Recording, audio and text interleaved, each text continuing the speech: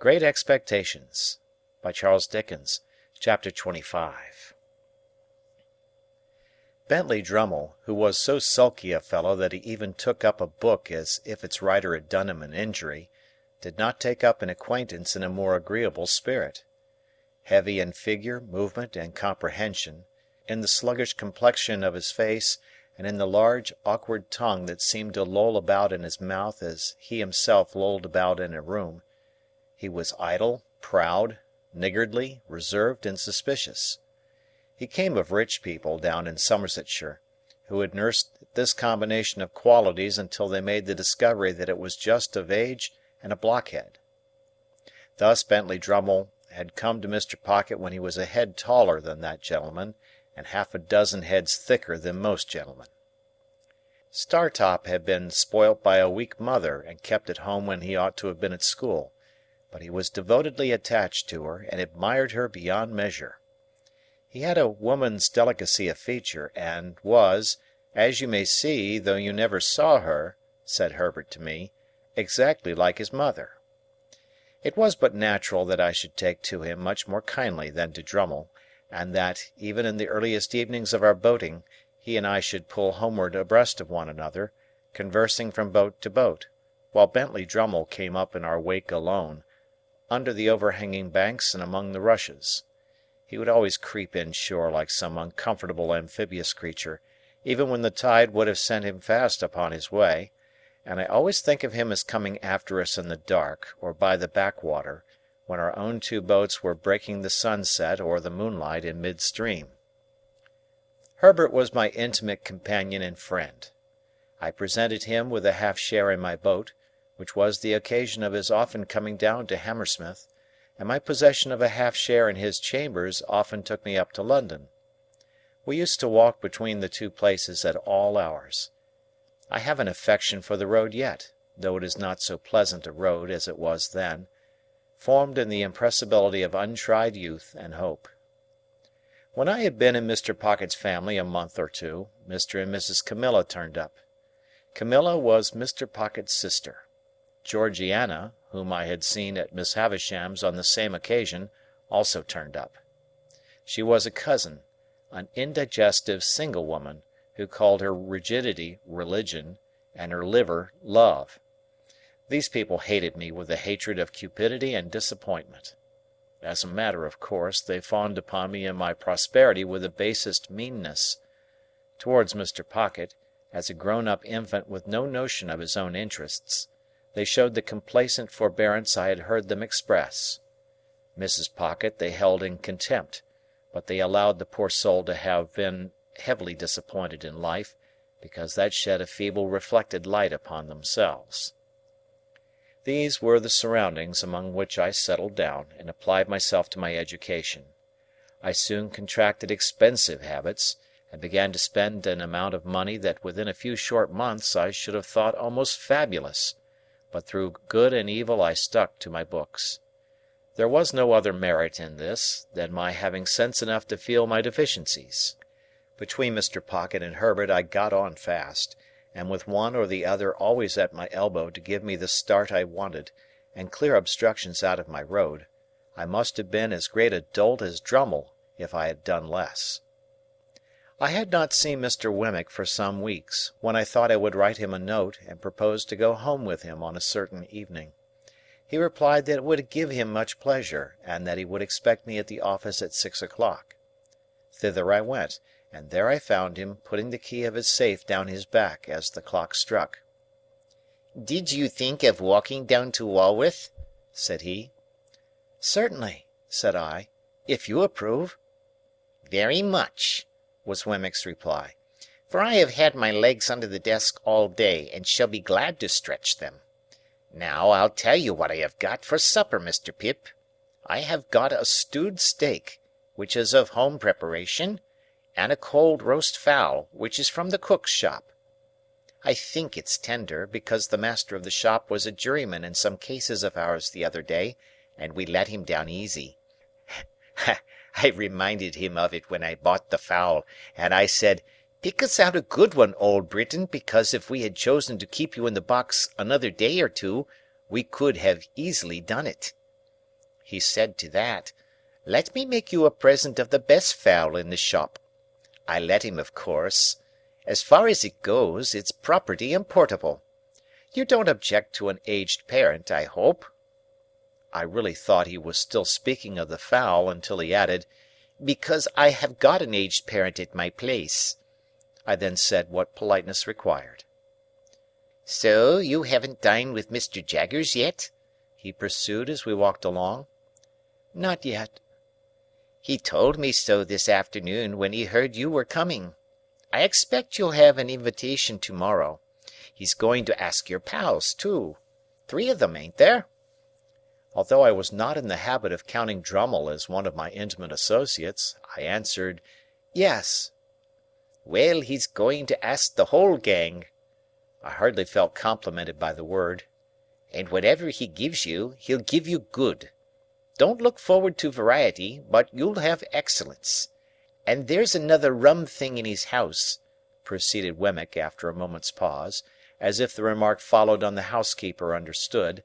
"He never lets a door or window be fastened at night." "Is he never robbed?" "That's it," returned Wemmick. "He says, and gives it out publicly, 'I want to see the man who'll rob me.' Lord bless you, I have heard him 100 times, if I have heard him once, say to regular cracksmen in our front office, 'You know where I live now, no bolt is ever drawn there, why don't you do a stroke of business with me? Come, can't I tempt you?' Not a man of them, sir, would be bold enough to try it on, for love or money." "They dread him so much?" said I. "Dread him?" said Wemmick. "I believe you they dread him. No, but he's artful, even in his defiance of them. No silver, sir. Britannia metal, every spoon." "So they wouldn't have much," I observed, "even if they—" "Ah! But he would have much," said Wemmick, cutting me short. "And they know it. He'd have their lives, and the lives of scores of 'em. He'd have all he could get. And it's impossible to say what he couldn't get, if he gave his mind to it." I was falling into meditation on my guardian's greatness when Wemmick remarked, "As to the absence of plate, that's only his natural depth, you know. A river's its natural depth, and he's his natural depth. Look at his watch chain. That's real enough." "It's very massive," said I. "Massive?" repeated Wemmick. "I think so. And his watch is a gold repeater, and worth £100 if it's worth a penny. Mr. Pip, there are about 700 thieves in this town who know all about that watch. There's not a man, a woman, or a child among them, who wouldn't identify the smallest link in that chain, and drop it as if it was red hot, if inveigled into touching it." At first with such discourse, and afterwards with conversation of a more general nature, did Mr. Wemmick and I beguile the time and the road, until he gave me to understand that we had arrived in the district of Walworth. It appeared to be a collection of back lanes, ditches, and little gardens, and to present the aspect of a rather dull retirement. Wemmick's house was a little wooden cottage in the midst of plots of garden, and the top of it was cut out and painted like a battery mounted with guns. "My own doing," said Wemmick. "Looks pretty, don't it?"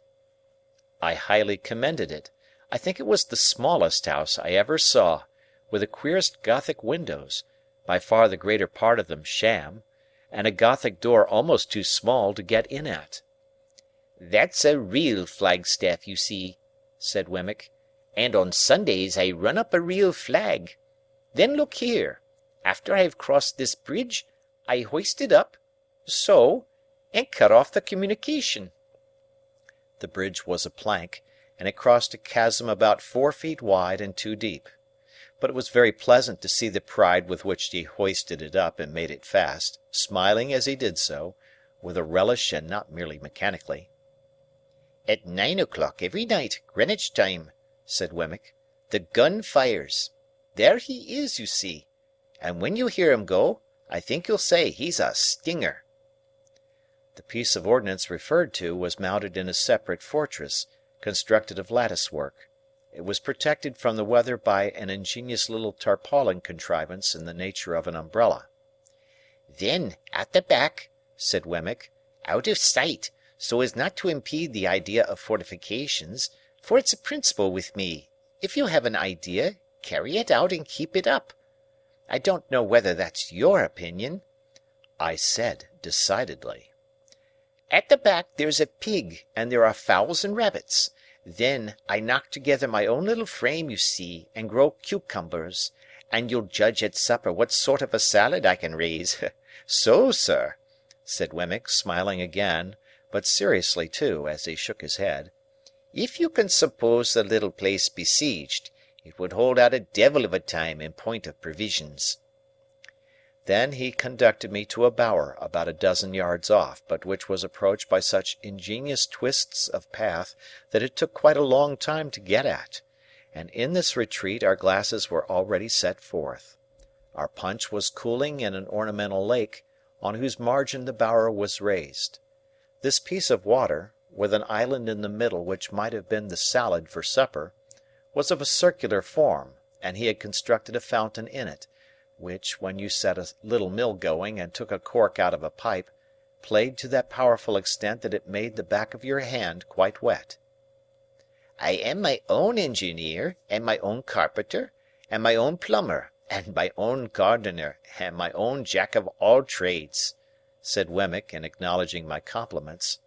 "Well, it's a good thing, you know. It brushes the Newgate cobwebs away, and pleases the aged. You wouldn't mind being at once introduced to the aged, would you? It wouldn't put you out?" I expressed the readiness I felt, and we went into the castle. There we found, sitting by a fire, a very old man in a flannel coat, clean, cheerful, comfortable, and well cared for, but intensely deaf. "Well, aged parent," said Wemmick, shaking hands with him in a cordial and jocose way, "how am you?" "All right, John, all right," replied the old man. "Here's Mr. Pip, aged parent," said Wemmick, "and I wish you could hear his name. Nod away at him, Mr. Pip, that's what he likes. Nod away at him, if you please, like winking." "This is a fine place of my son's, sir," cried the old man, while I nodded as hard as I possibly could. "This is a pretty pleasure ground, sir. This spot, and these beautiful works upon it ought to be kept together by the nation after my son's time, for the people's enjoyment." "You're as proud of it as Punch, ain't you, aged?" said Wemmick, contemplating the old man, with his hard face really softened. "There's a nod for you," giving him a tremendous one. "There's another for you," giving him a still more tremendous one. "You like that, don't you? If you're not tired, Mr. Pip, though I know it's tiring to strangers, will you tip him one more? You can't think how it pleases him." I tipped him several more, and he was in great spirits.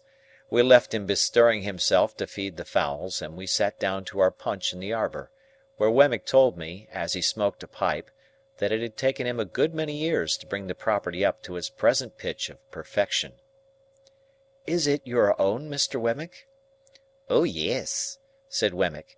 "I have got hold of it a bit at a time. It's a freehold, by George." "Is it indeed? I hope Mr. Jaggers admires it." "Never seen it," said Wemmick. "Never heard of it. Never seen the aged. Never heard of him. No.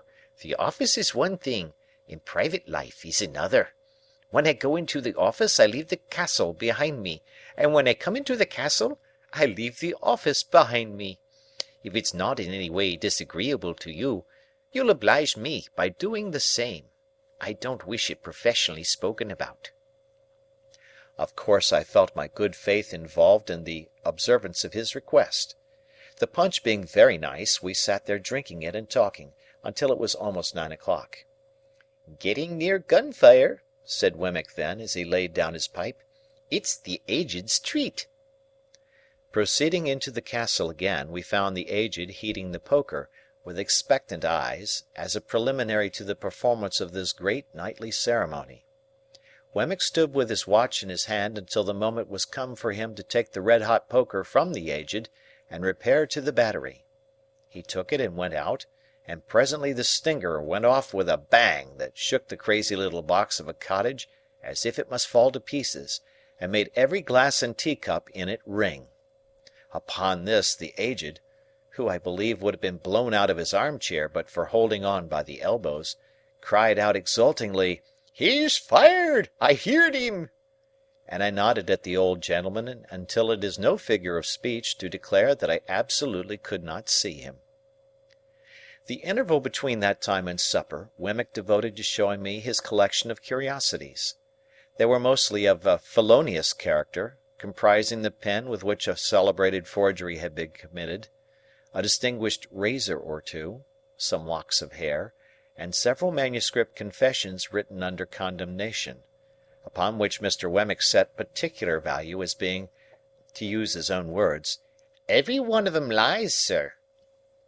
These were agreeably dispersed among small specimens of china and glass, various neat trifles made by the proprietor of the museum, and some tobacco stoppers carved by the Aged. They were all displayed in that chamber of the castle into which I had been first inducted, and which served, not only as the general sitting-room, but as the kitchen too, if I might judge from a saucepan on the hob, and a brazen bijou over the fireplace, designed for the suspension of a roasting-jack. There was a neat little girl in attendance who looked after the Aged in the day. When she had laid the supper-cloth, the bridge was lowered to give her means of egress, and she withdrew for the night. The supper was excellent, and though the castle was rather subject to dry rot insomuch that it tasted like a bad nut, and though the pig might have been farther off, I was heartily pleased with my whole entertainment. Nor was there any drawback on my little turret bedroom, beyond there being such a very thin ceiling between me and the flagstaff, that when I lay down on my back in bed, it seemed as if I had to balance that pole on my forehead all night. Wemmick was up early in the morning, and I am afraid I heard him cleaning my boots. After that he fell to gardening, and I saw him from my Gothic window pretending to employ the Aged, and nodding at him in a most devoted manner. Our breakfast was as good as the supper, and at 8:30 precisely we started for Little Britain. By degrees Wemmick got drier and harder as we went along, and his mouth tightened into a post-office again.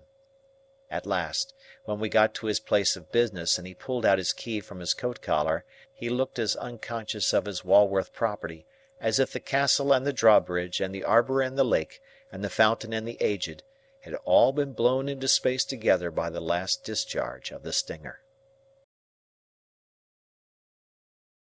Chapter 26.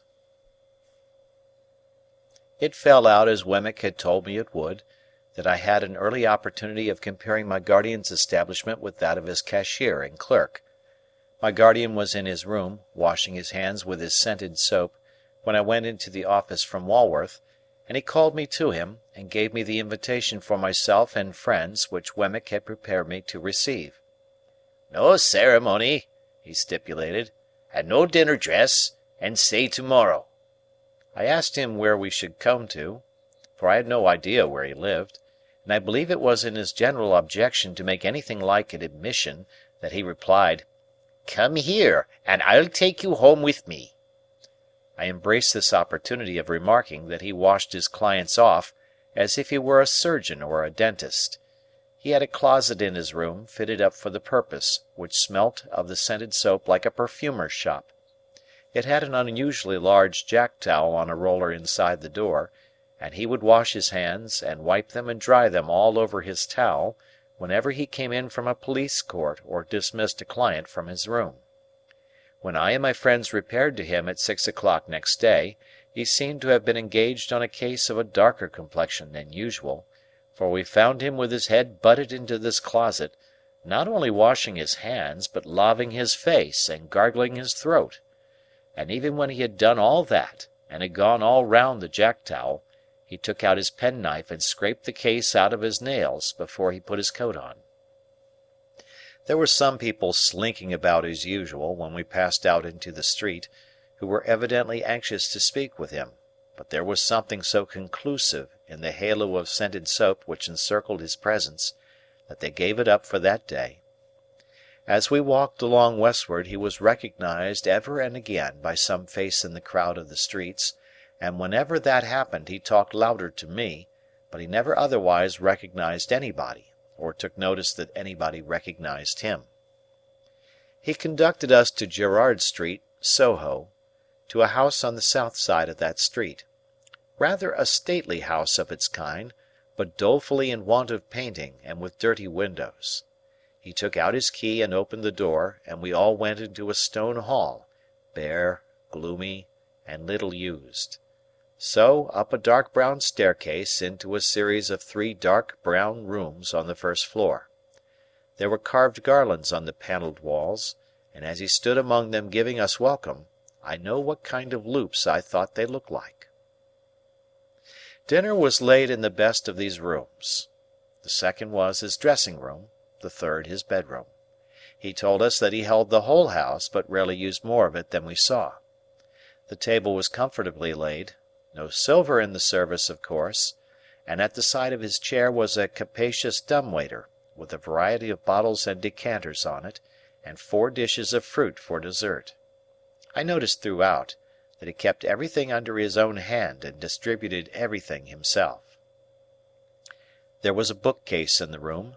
I saw from the backs of the books that they were about evidence, criminal law, criminal biography, trials, acts of parliament, and such things. The furniture was all very solid and good, like his watch chain. It had an official look, however, and there was nothing merely ornamental to be seen. In a corner was a little table of papers with a shaded lamp, so that he seemed to bring the office home with him in that respect too, and to wheel it out of an evening and fall to work. As he had scarcely seen my 3 companions until now, for he and I had walked together, he stood on the hearthrug, after ringing the bell, and took a searching look at them. To my surprise he seemed at once to be principally if not solely interested in Drummle. "Pip," said he, putting his large hand on my shoulder and moving me to the window, "I don't know one from the other. Who's the spider?" "The spider?" said I. "The blotchy, sprawly, sulky fellow." "That's Bentley Drummle," I replied. "The one with the delicate face is Startop." Not making the least account of "the one with the delicate face," he returned, "Bentley Drummle is his name, is it? I like the look of that fellow." He immediately began to talk to Drummle, not at all deterred by his replying in his heavy reticent way, but apparently led on by it to screw discourse out of him. I was looking at the two, when there came between me and them the housekeeper, with the first dish for the table. She was a woman of about 40, I supposed, but I may have thought her younger than she was. Rather tall, of a lithe, nimble figure, extremely pale, with large faded eyes, and a quantity of streaming hair.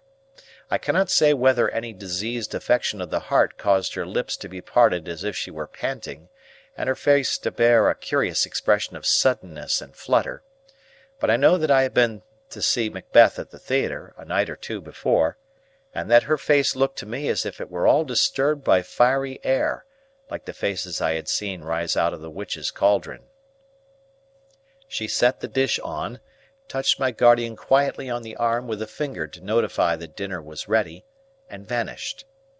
We took our seats at the round table, and my guardian kept Drummle on one side of him, while Startop sat on the other.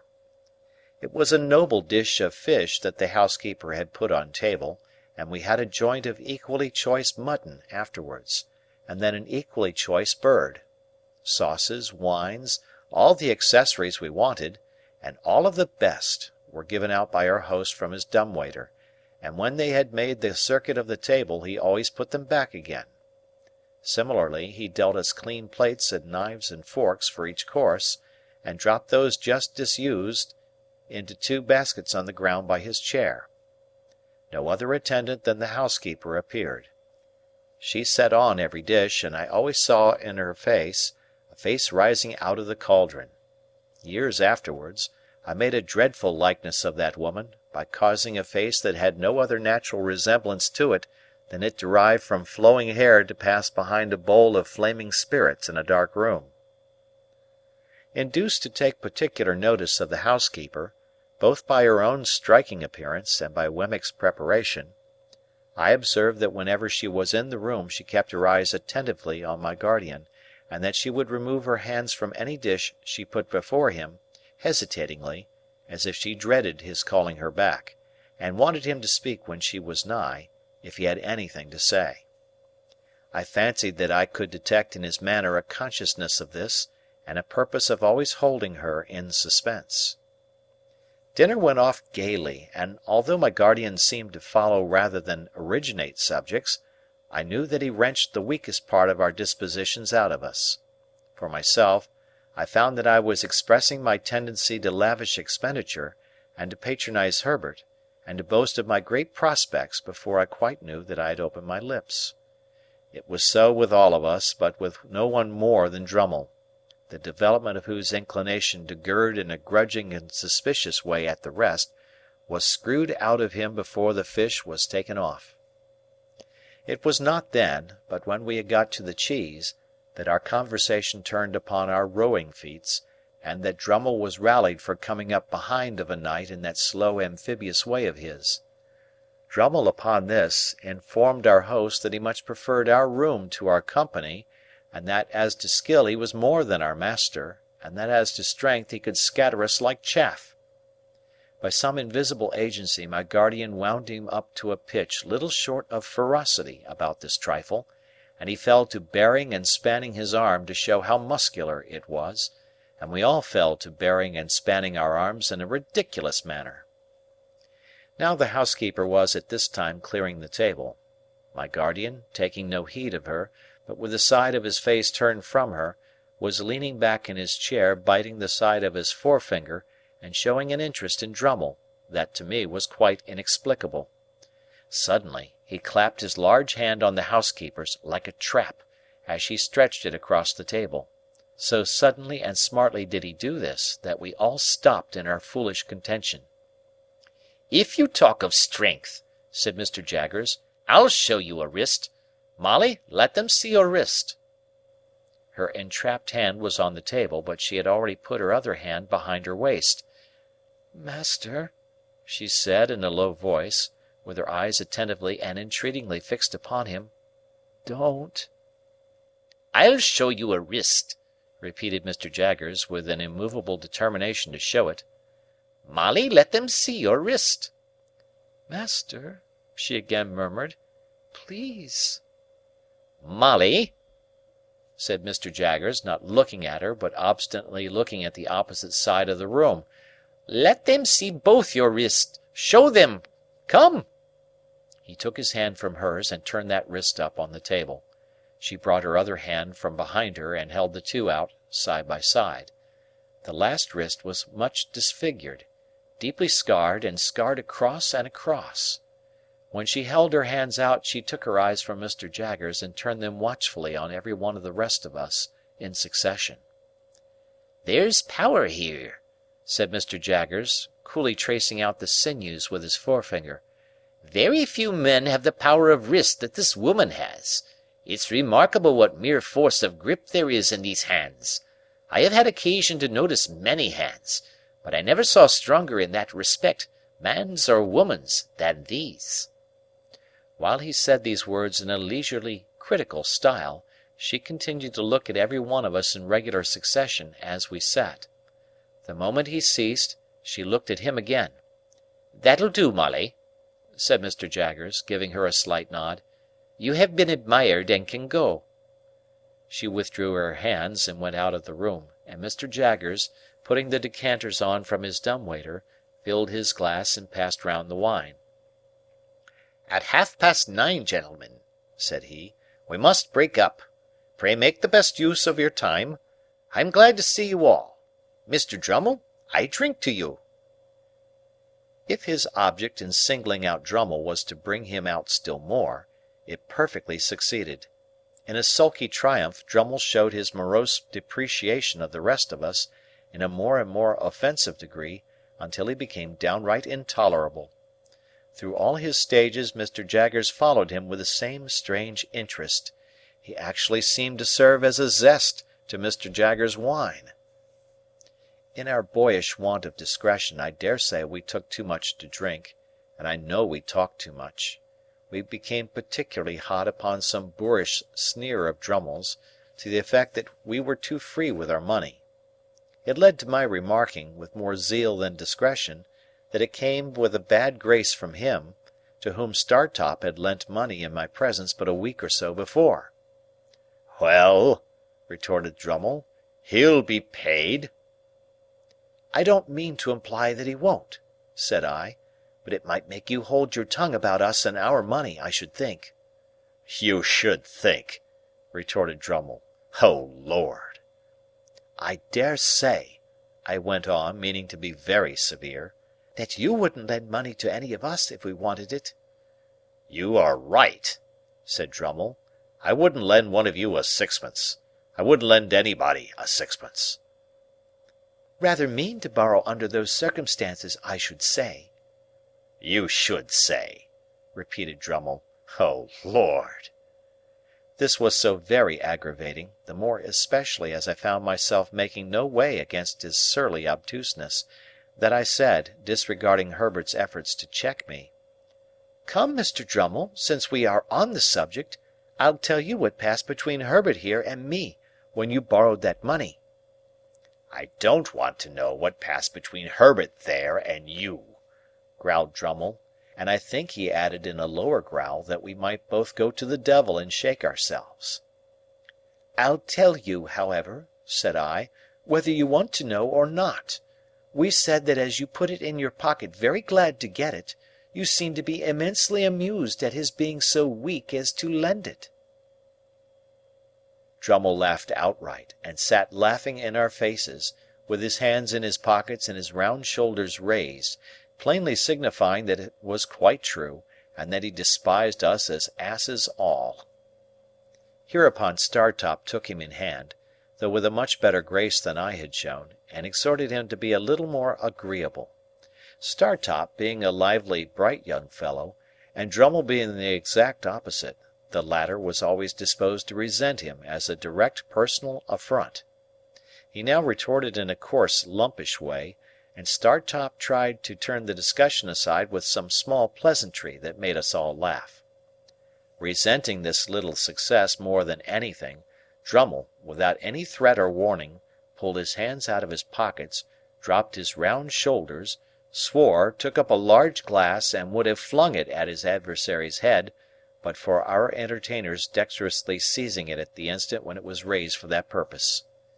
"Gentlemen," said Mr. Jaggers, deliberately putting down the glass, and hauling out his gold repeater by its massive chain, "I am exceedingly sorry to announce that it's 9:30. On this hint we all rose to depart.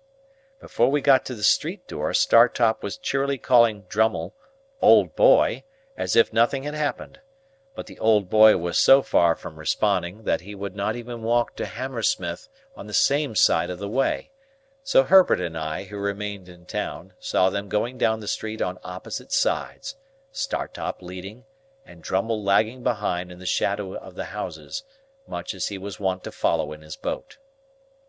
As the door was not yet shut, I thought I would leave Herbert there for a moment and run upstairs again to say a word to my guardian. I found him in his dressing-room surrounded by his stock of boots, already hard at it, washing his hands of us. I told him I had come up again to say how sorry I was that anything disagreeable should have occurred, and that I hoped he would not blame me much. "Pooh!" said he, sluicing his face, and speaking through the water drops. "It's nothing, Pip. I like that spider, though."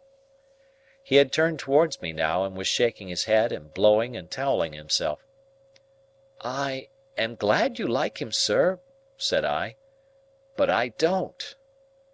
"No, no," my guardian assented. "Don't have too much to do with him. Keep as clear of him as you can. But I like the fellow, Pip. He is one of the true sort. Why, if I was a fortune-teller—" Looking out of the towel, he caught my eye. "But I am not a fortune-teller," he said, letting his head drop into a festoon of towel, and toweling away at his 2 ears. "You know what I am, don't you? Good night, Pip."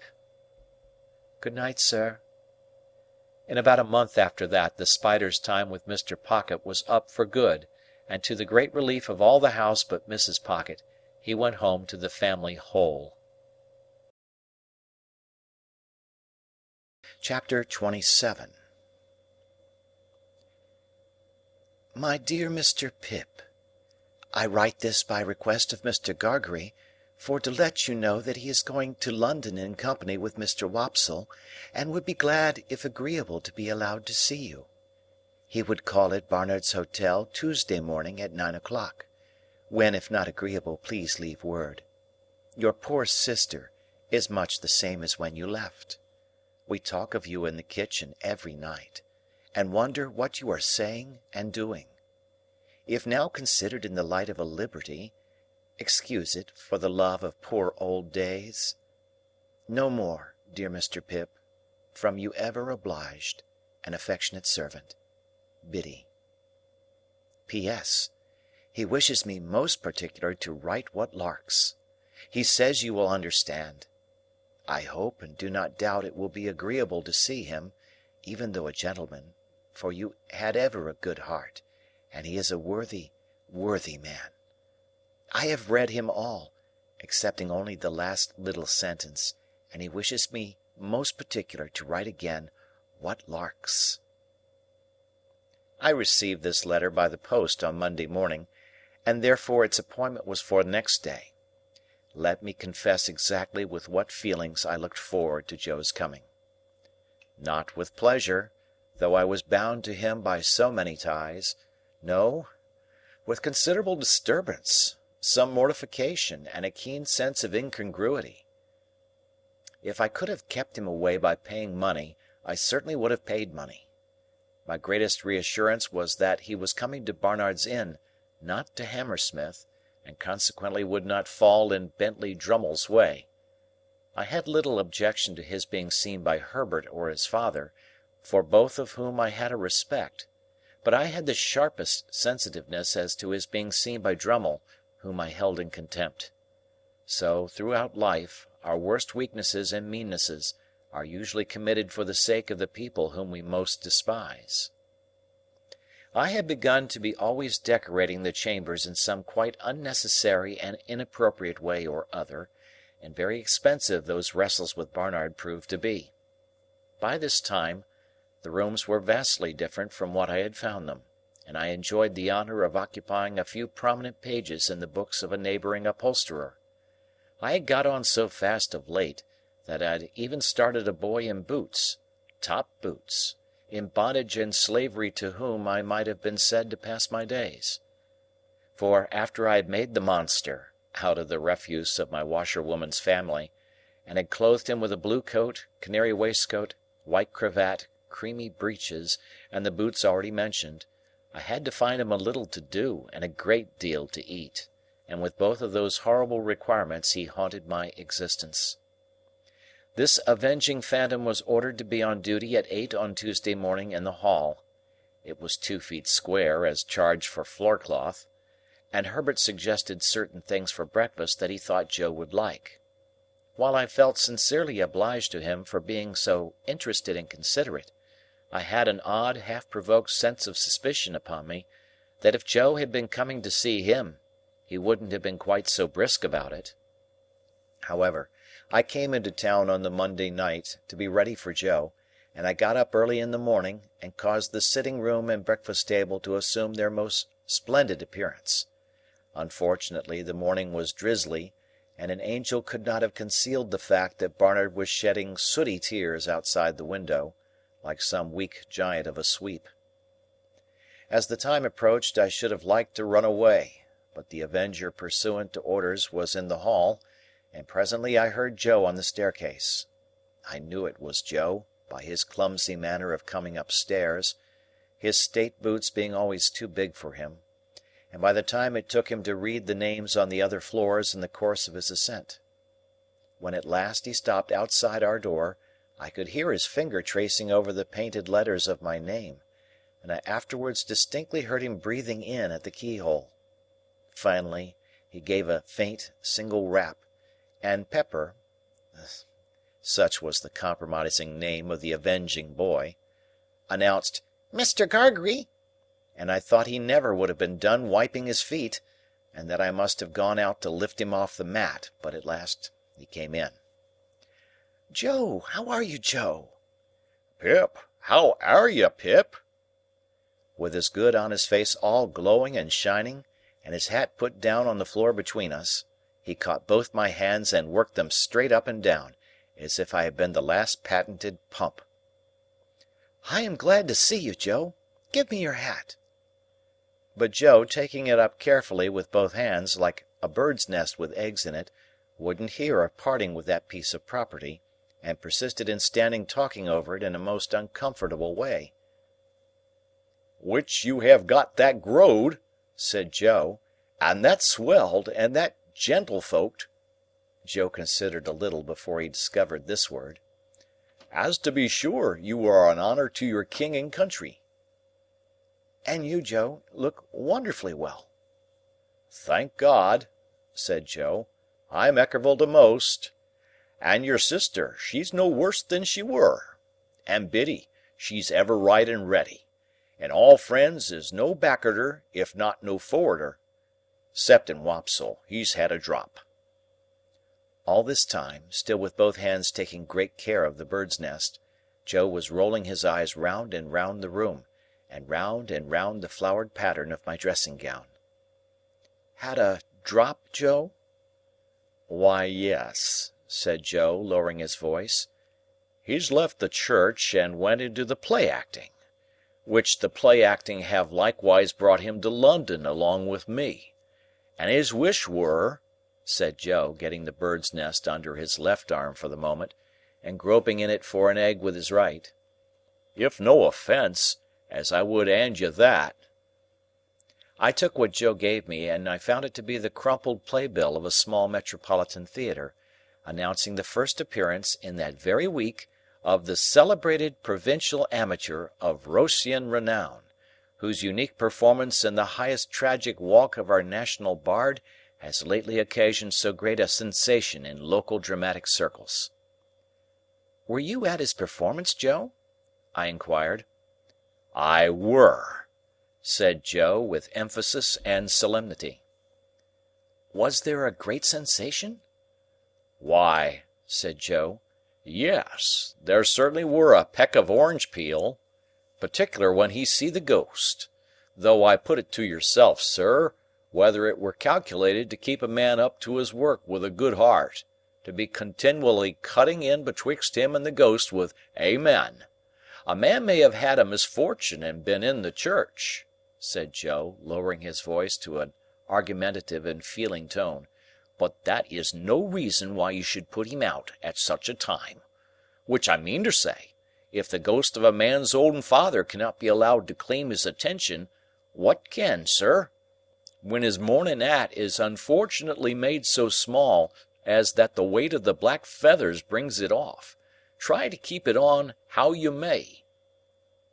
A ghost-seeing effect in Joe's own countenance informed me that Herbert had entered the room. So I presented Joe to Herbert, who held out his hand, but Joe backed from it and held on by the bird's nest. "Your servant, sir," said Joe, "which I hope as you and Pip—" Here his eye fell on the Avenger, who was putting some toast on table, and so plainly denoted an intention to make that young gentleman one of the family, that I frowned it down and confused him more. "I mean to say, you two gentlemen, which I hope as you get your else in this close spot? For the present may be a wery good inn, according to London opinions," said Joe confidentially, "and I believe its character do stand, but I wouldn't keep a pig in it myself, not in the case that I wished him to fatten wholesome and to eat with a meller flavour on him." Having borne this flattering testimony to the merits of our dwelling-place, and having incidentally shown this tendency to call me "sir," Joe, being invited to sit down to table, looked all round the room for a suitable spot on which to deposit his hat, as if it were only on some very rare substances in nature that it could find a resting-place, and ultimately stood it on an extreme corner of the chimney-piece, from which it ever afterwards fell off at intervals. Do you take tea or coffee, Mr. Gargery?" asked Herbert, who always presided of a morning. "Thank you, sir," said Joe, stiff from head to foot. "I'll take whichever is most agreeable to yourself." "What do you say to coffee?" "Thank ye, sir," returned Joe, evidently dispirited by the proposal. "Since you are so kind as to make choice of coffee, I will not run contrary to your own opinions. But don't you never find it a little eaten?" "Say tea, then," said Herbert, pouring it out. Here Joe's hat tumbled off the mantelpiece, and he started out of his chair and picked it up, and fitted it to the same exact spot. As if it were an absolute point of good breeding that it should tumble off again soon. "When did you come to town, Mr. Gargery?" "Were it yesterday afternoon?" said Joe, after coughing behind his hand, as if he had had time to catch the whooping cough since he came. "No, it were not. Yes, it were. Yes, it were yesterday afternoon," with an appearance of mingled wisdom, relief, and strict impartiality. "Have you seen anything of London yet?" "Why, yes, sir," said Joe. "Me and Wopsle went off straight to look at the blacking warehouse. But we didn't find that it come up to its likeness in the red bills at the shop doors, which I mean to say," added Joe in an explanatory manner, "as it there drawed too architectural." I really believe Joe would have prolonged this word, mightily expressive to my mind of some architecture that I know, into a perfect chorus, but for his attention being providentially attracted by his hat, which was toppling. Indeed, it demanded from him a constant attention and a quickness of eye and hand very like that exacted by wicket-keeping. He made extraordinary play with it, and showed the greatest skill, now rushing at it and catching it neatly as it dropped, now merely stopping it midway, beating it up, and humouring it in various parts of the room and against a good deal of the pattern of the paper on the wall, before he felt it safe to close with it, finally splashing it into the slop basin, where I took the liberty of laying hands upon it. As to his shirt collar and his coat collar, they were perplexing to reflect upon. Insoluble mysteries both. Why should a man scrape himself to that extent before he should consider himself full dressed? Why should he suppose it necessary to be purified by suffering for his holiday clothes? Then he fell into such unaccountable fits of meditation, with his fork midway between his plate and his mouth, had his eyes attracted in such strange directions, was afflicted with such remarkable coughs, sat so far from the table, and dropped so much more than he ate, and pretended that he hadn't dropped it, that I was heartily glad when Herbert left us for the city. I had neither the good sense nor the good feeling to know that this was all my fault, and that if I had been easier with Joe, Joe would have been easier with me. I felt impatient of him and out of temper with him, in which condition he heaped coals of fire on my head. "Us two being now alone, sir," began Joe. "Joe," I interrupted pettishly, "how can you call me sir?" Joe looked at me for a single instant with something faintly like reproach. Utterly preposterous as his cravat was, and as his collars were, I was conscious of a sort of dignity in the look.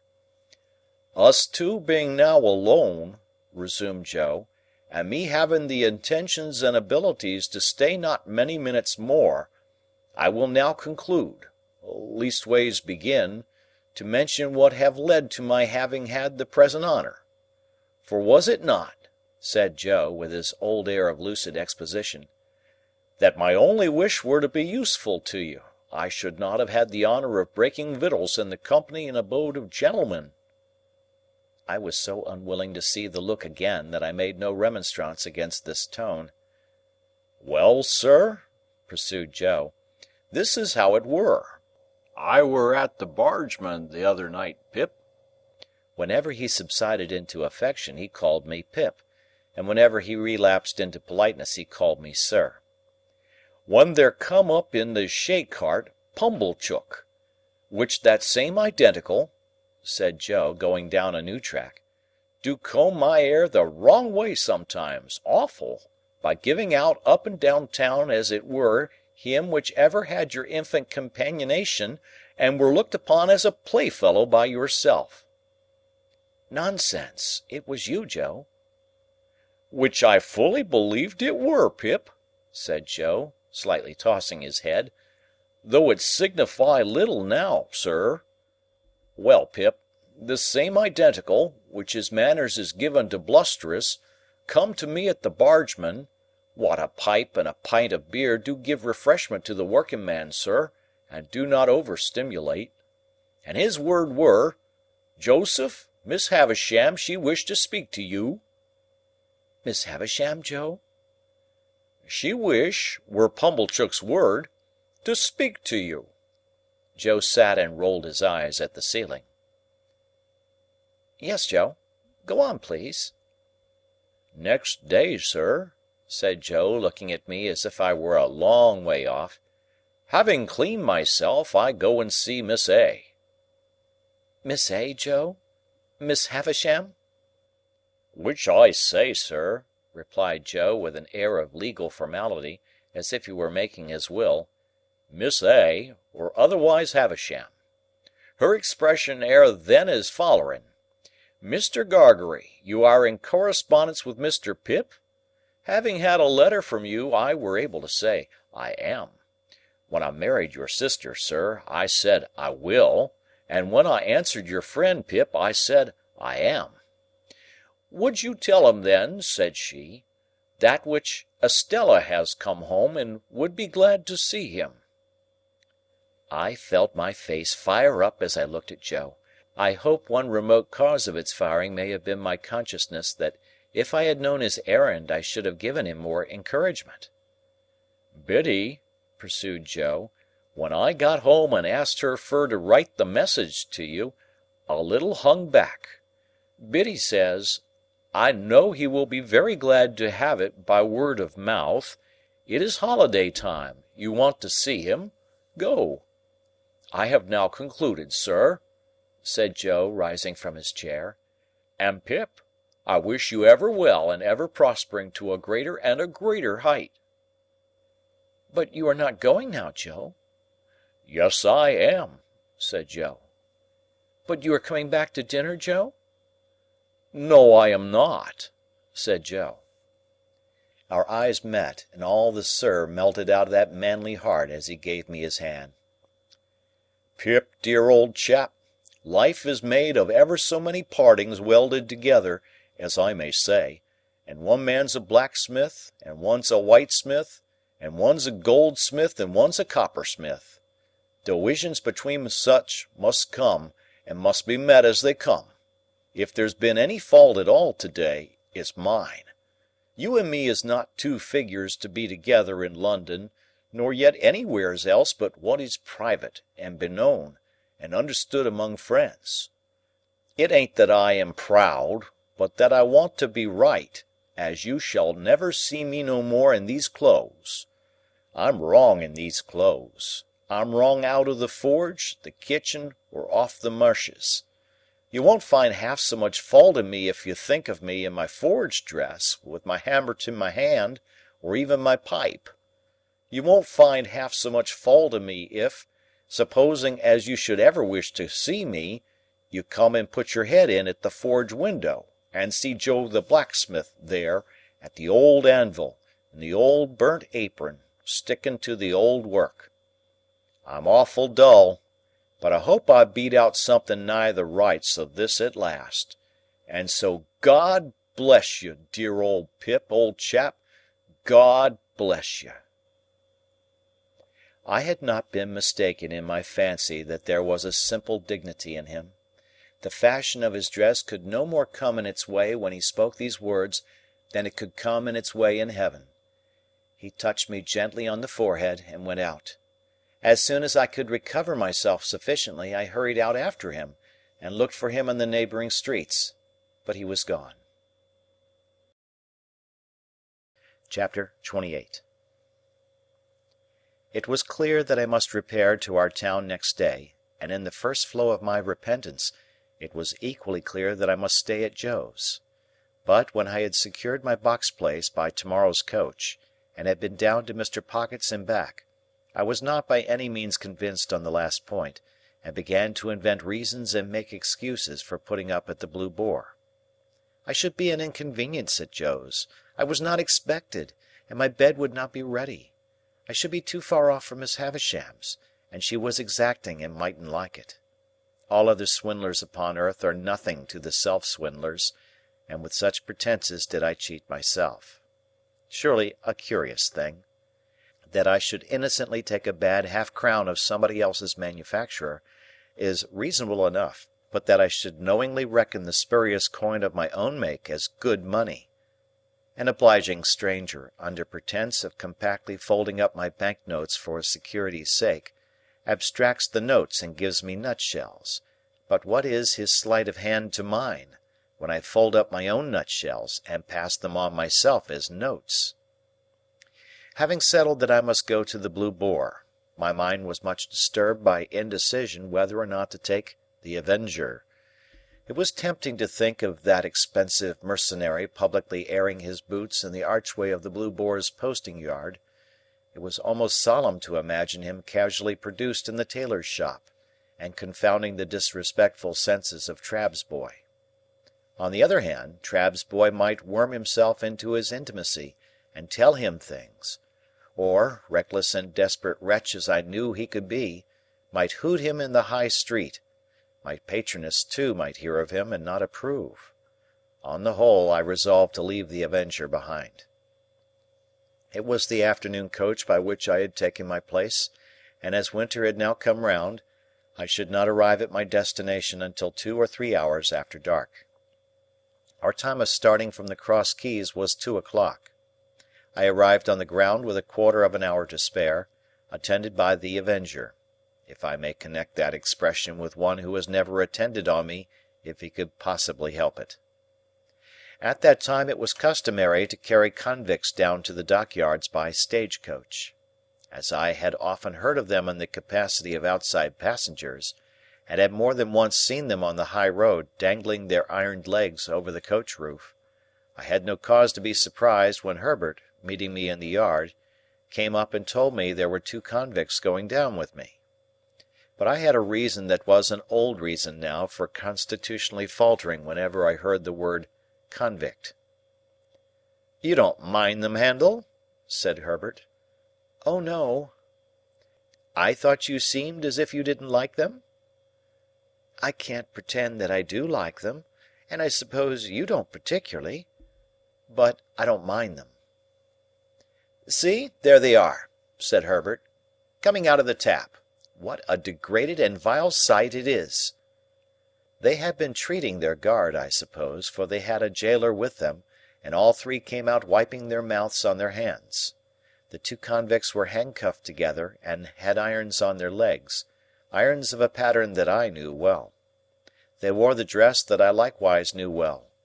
Their keeper had a brace of pistols, and carried a thick-knobbed bludgeon under his arm, but he was on terms of good understanding with them, and stood with them beside him, looking on at the putting to of the horses, rather with an air as if the convicts were an interesting exhibition not formally open at the moment, and he the curator.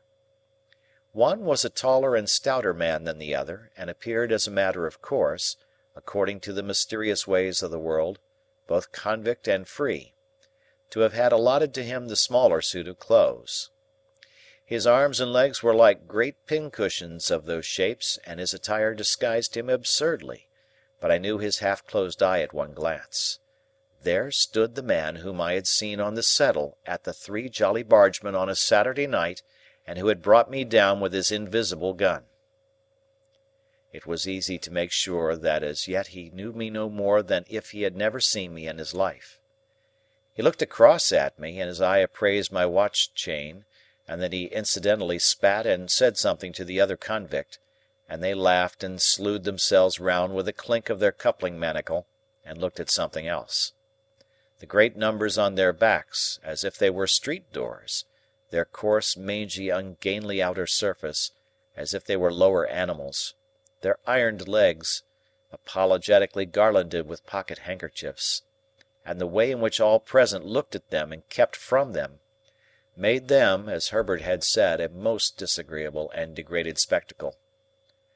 But this was not the worst of it. It came out that the whole of the back of the coach had been taken by a family removing from London, and that there were no places for the two prisoners but on the seat in front behind the coachman. Hereupon a choleric gentleman, who had taken the fourth place on that seat, flew into a most violent passion, and said that it was a breach of contract to mix him up with such villainous company, and that it was poisonous and pernicious and infamous and shameful, and I don't know what else. At this time the coach was ready, and the coachman impatient, and we were all preparing to get up, and the prisoners had come over with their keeper, bringing with them that curious flavour of bread poultice, baize, rope yarn, and hearthstone, which attends the convict presence.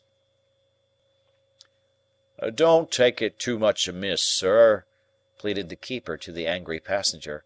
"I'll sit next you myself. I'll put 'em on the outside of the row. They won't interfere with you, sir. You needn't know they're there." "And don't blame me," growled the convict I had recognized. "I don't want to go. I'm quite ready to stay behind. As fur as I'm concerned, anyone's welcome to my place." "Or mine," said the other, gruffly. "I wouldn't have incommoded none of you, if I'd had my way." Then they both laughed, and began cracking nuts and spitting the shells about, as I really think I should have liked to do myself if I had been in their place and so despised. At length it was voted that there was no help for the angry gentleman, and that he must either go in his chance company or remain behind.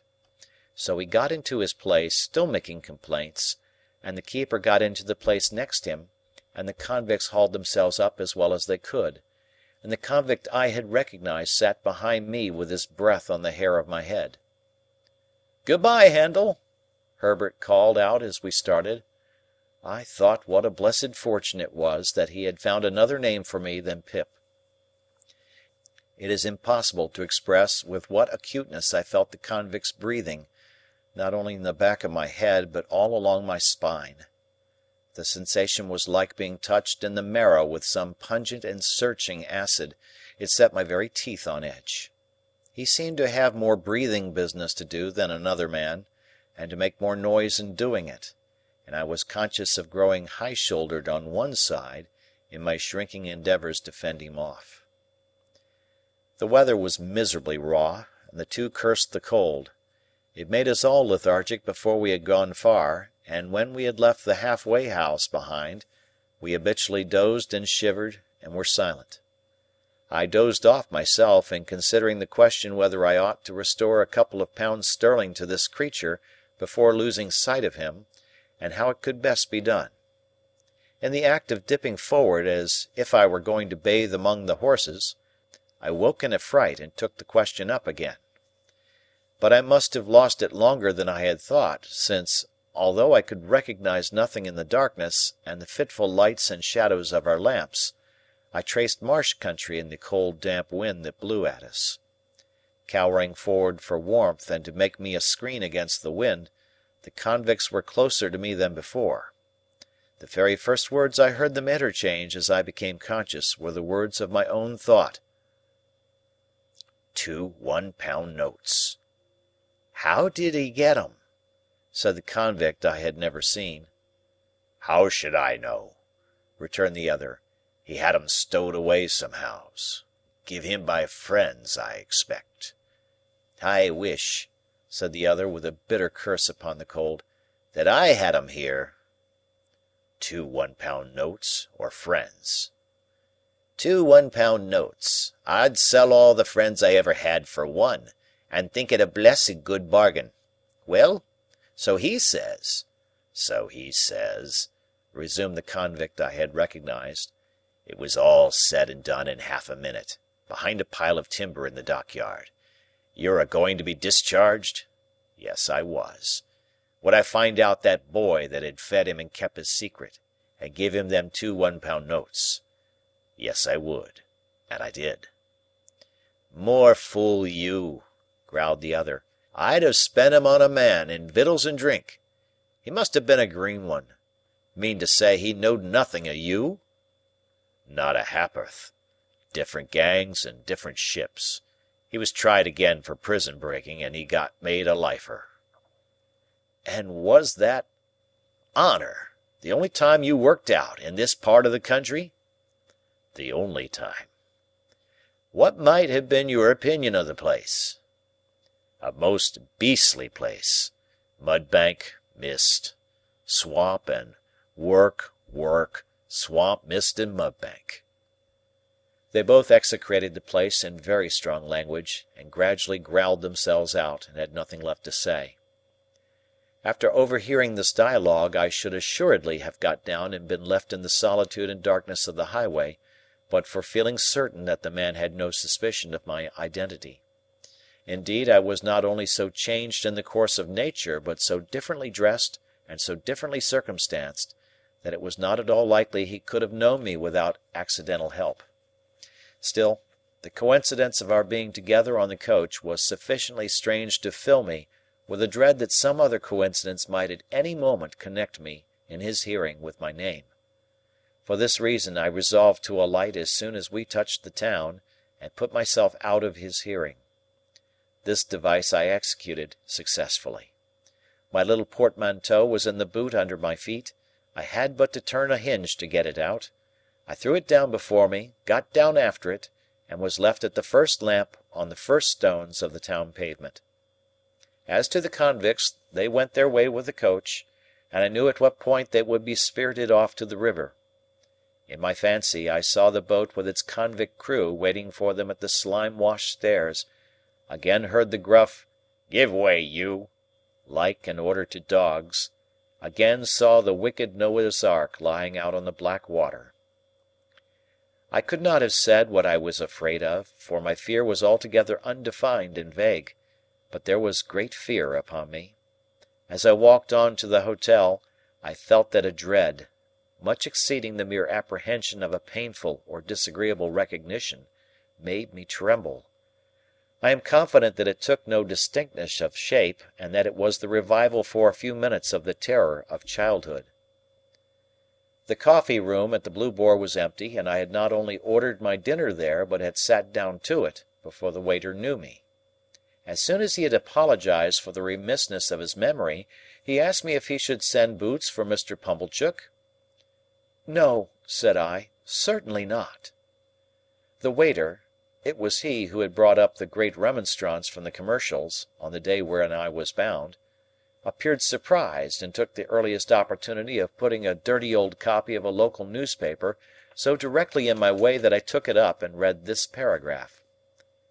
"Our readers will learn, not altogether without interest, in reference to the recent romantic rise in fortune of a young artificer in iron of this neighbourhood (what a theme, by the way, for the magic pen of our as yet not universally acknowledged townsman Tooby, the poet of our columns), that the youth's earliest patron, companion, and friend was a highly respected individual not entirely unconnected with the corn and seed trade, and whose eminently convenient and commodious business premises are situate within 100 miles of the High Street.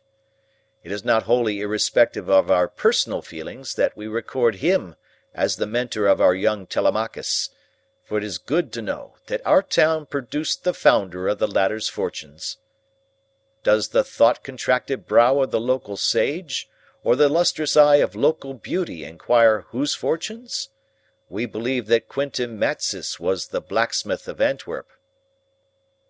I enter a conviction, based upon large experience, that if in the days of my prosperity I had gone to the North Pole, I should have met somebody there, wandering Esquimau or civilized man, who would have told me that Pumblechook was my earliest patron and the founder of my fortunes. Chapter 29. Betimes in the morning I was up and out. It was too early yet to go to Miss Havisham's, so I loitered into the country on Miss Havisham's side of town, which was not Joe's side.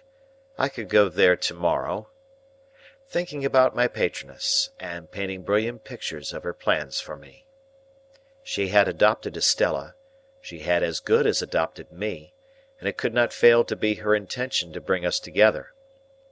She reserved it for me to restore the desolate house, admit the sunshine into the dark rooms, set the clocks a-going and the cold hearths a-blazing, tear down the cobwebs, destroy the vermin, in short, do all the shining deeds of the young knight of romance, and marry the princess.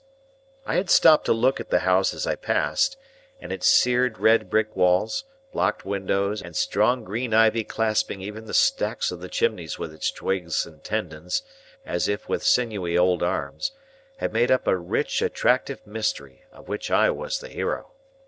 Estella was the inspiration of it, and the heart of it, of course. But, though she had taken such strong possession of me, though my fancy and my hope were so set upon her, though her influence on my boyish life and character had been all-powerful, I did not, even that romantic morning, invest her with any attributes save those she possessed. I mention this in this place, of a fixed purpose, because it is the clue by which I am to be followed into my poor labyrinth. According to my experience, the conventional notion of a lover cannot be always true. The unqualified truth is, that when I loved Estella with the love of a man, I loved her simply because I found her irresistible. Once for all, I knew to my sorrow, often and often, if not always, that I loved her against reason, against promise, against peace, against hope, against happiness, against all discouragement that could be. Once for all, I loved her none the less because I knew it, and it had no more influence in restraining me than if I had devoutly believed her to be human perfection. I so shaped out my walk as to arrive at the gate at my old time. When I had rung at the bell with an unsteady hand, I turned my back upon the gate, while I tried to get my breath and keep the beating of my heart moderately quiet. I heard the side door open and steps come across the courtyard, but I pretended not to hear, even when the gate swung on its rusty hinges. Being at last touched on the shoulder, I started and turned.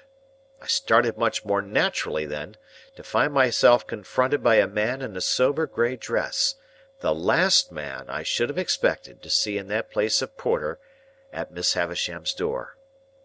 "Orlick!" "Ah, young master, there's more changes than yours. But come in, come in.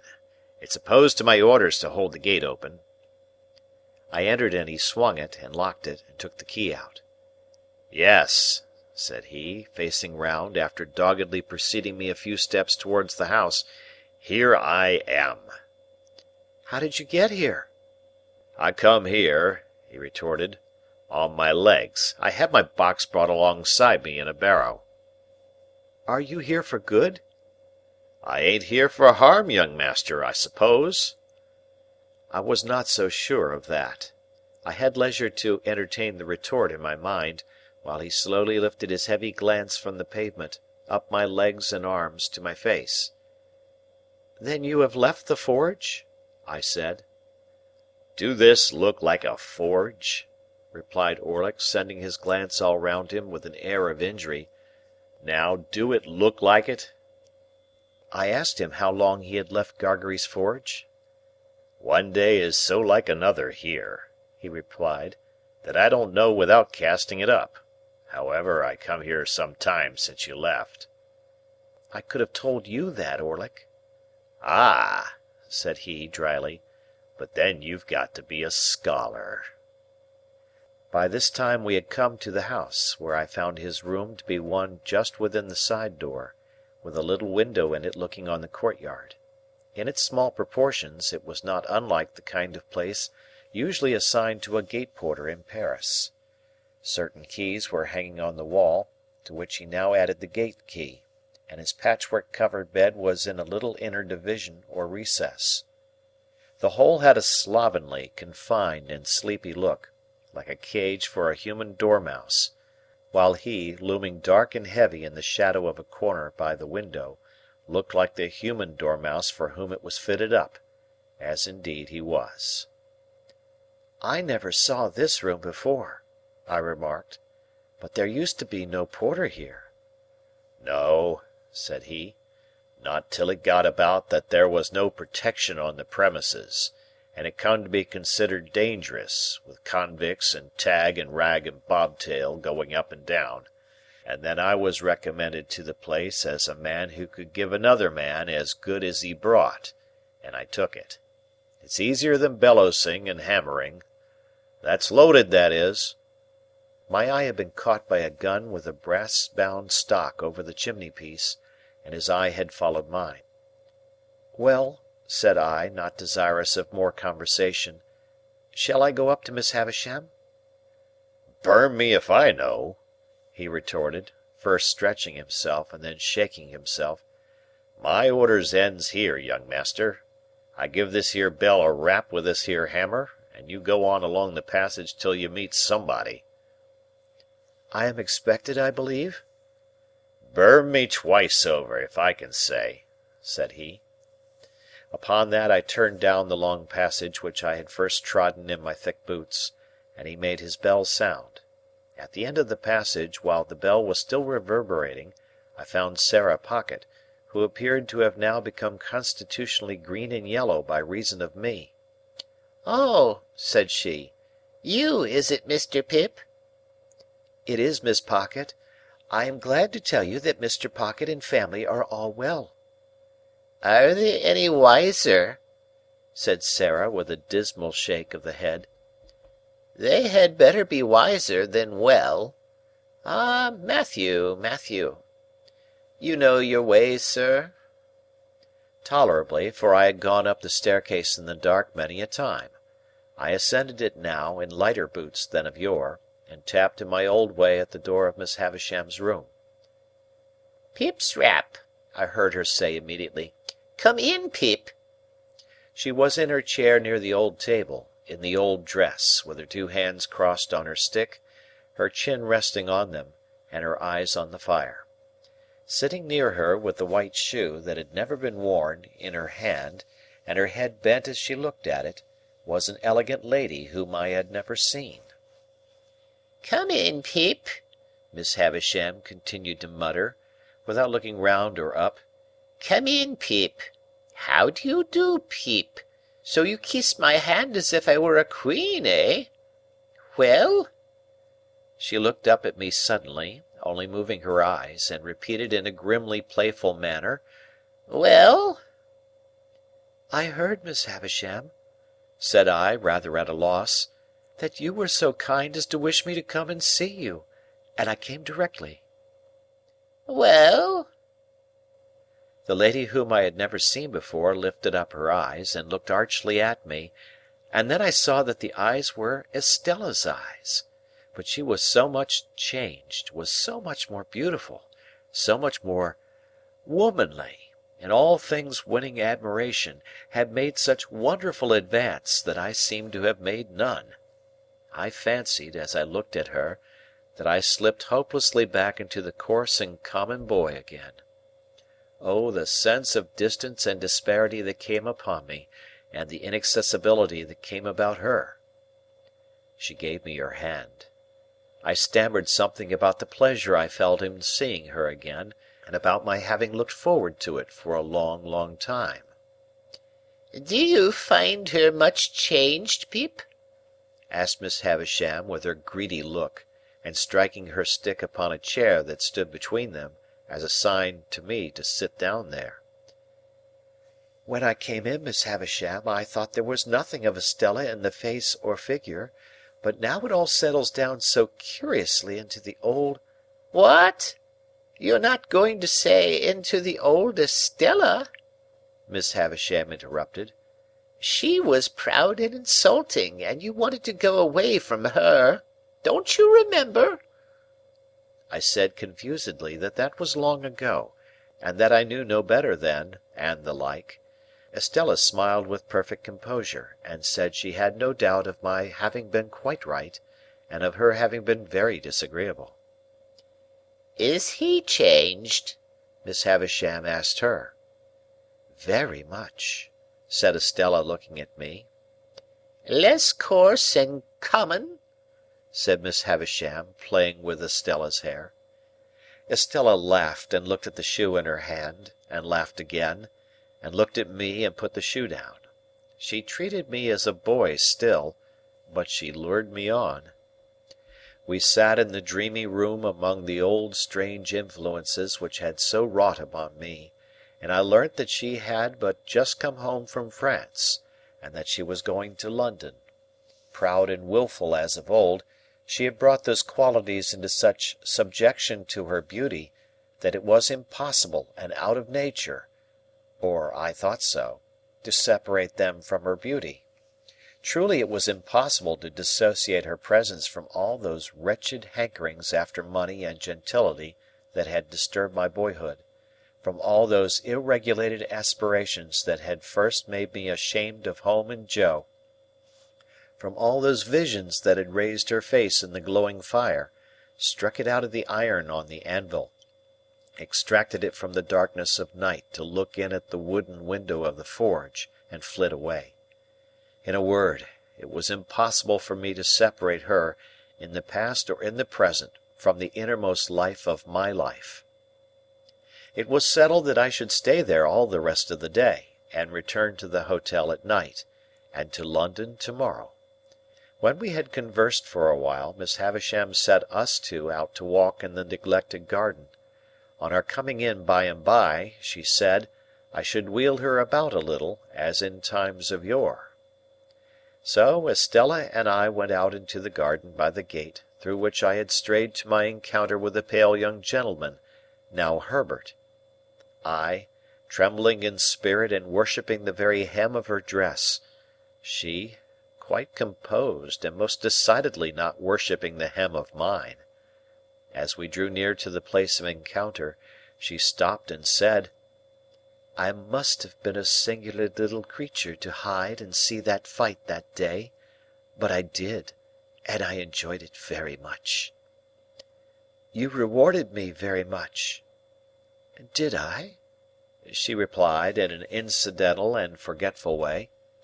I remember I entertained a great objection to your adversary, because I took it ill that he should be brought here to pester me with his company. He and I are great friends now. Are you? I think I recollect, though, that you read with his father? Yes. I made the admission with reluctance, for it seemed to have a boyish look, and she already treated me more than enough like a boy. Since your change of fortune and prospects, you have changed your companions, said Estella. Naturally, said I. And necessarily, she added in a haughty tone, what was fit company for you once would be quite unfit company for you now. In my conscience I doubt very much whether I had any lingering intention left of going to see Joe, but if I had, this observation put it to flight. You had no idea of your impending good fortune in those times? Said Estella with a slight wave of her hand, signifying in the fighting times. Not the least. The air of completeness and superiority with which she walked at my side, and the air of youthfulness and submission with which I walked at hers, made a contrast that I strongly felt. It would have rankled in me more than it did, if I had not regarded myself as eliciting it by being so set apart for her and assigned to her. The garden was too overgrown and rank for walking in with ease, and after we had made the round of it twice or thrice, we came out again into the brewery yard. I showed her to a nicety where I had seen her walking on the casks that first old day, and she said, with a cold and careless look in that direction, Did I? I reminded her where she had come out of the house and given me my meat and drink, and she said, I don't remember. Not remember that you made me cry? Said I. No, said she, and shook her head and looked about her.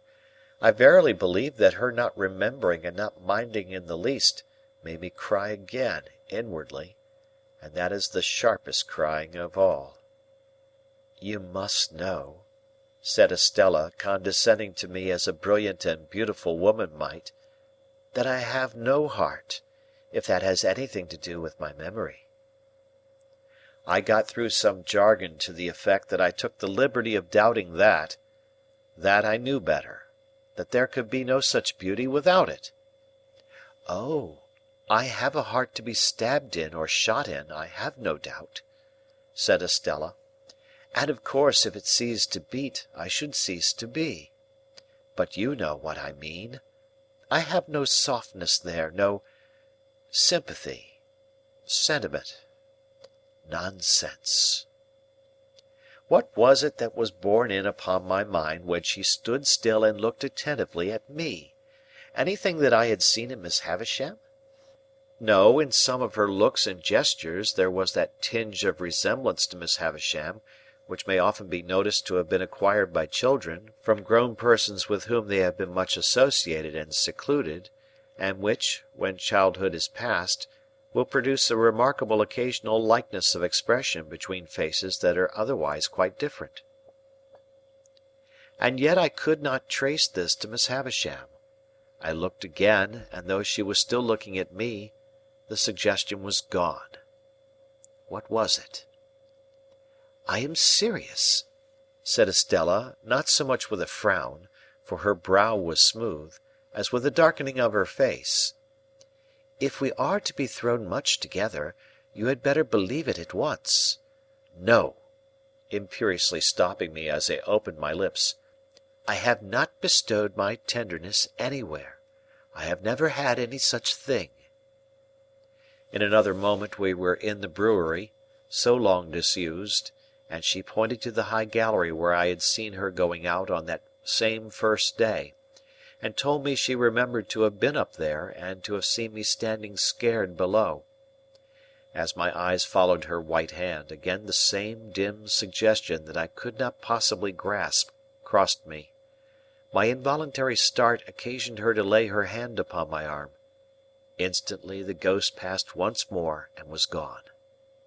What was it? "What is the matter?" asked Estella. "Are you scared again?" "I should be, if I believed what you said just now," I replied, to turn it off. "Then you don't? Very well. It is said, at any rate. Miss Havisham will soon be expecting you at your old post, though I think that might be laid aside now, with other old belongings. Let us make one more round of the garden, and then go in. Come, you shall not shed tears for my cruelty to-day. You shall be my page, and give me your shoulder." Her handsome dress had trailed upon the ground. She held it in one hand now, and with the other lightly touched my shoulder as we walked. We walked round the ruined garden twice or thrice more, and it was all in bloom for me.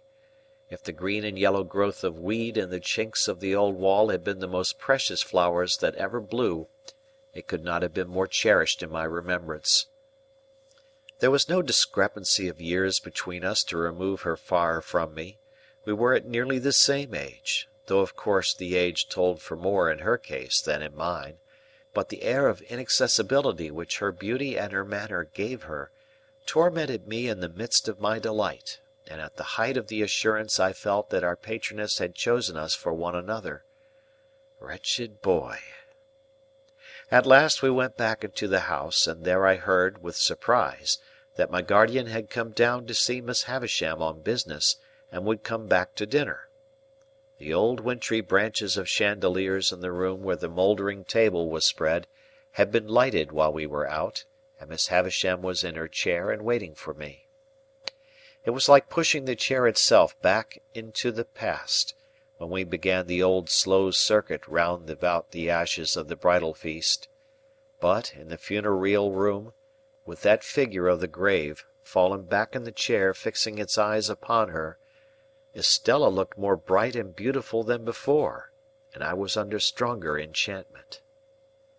The time so melted away that our early dinner hour drew close at hand, and Estella left us to prepare herself.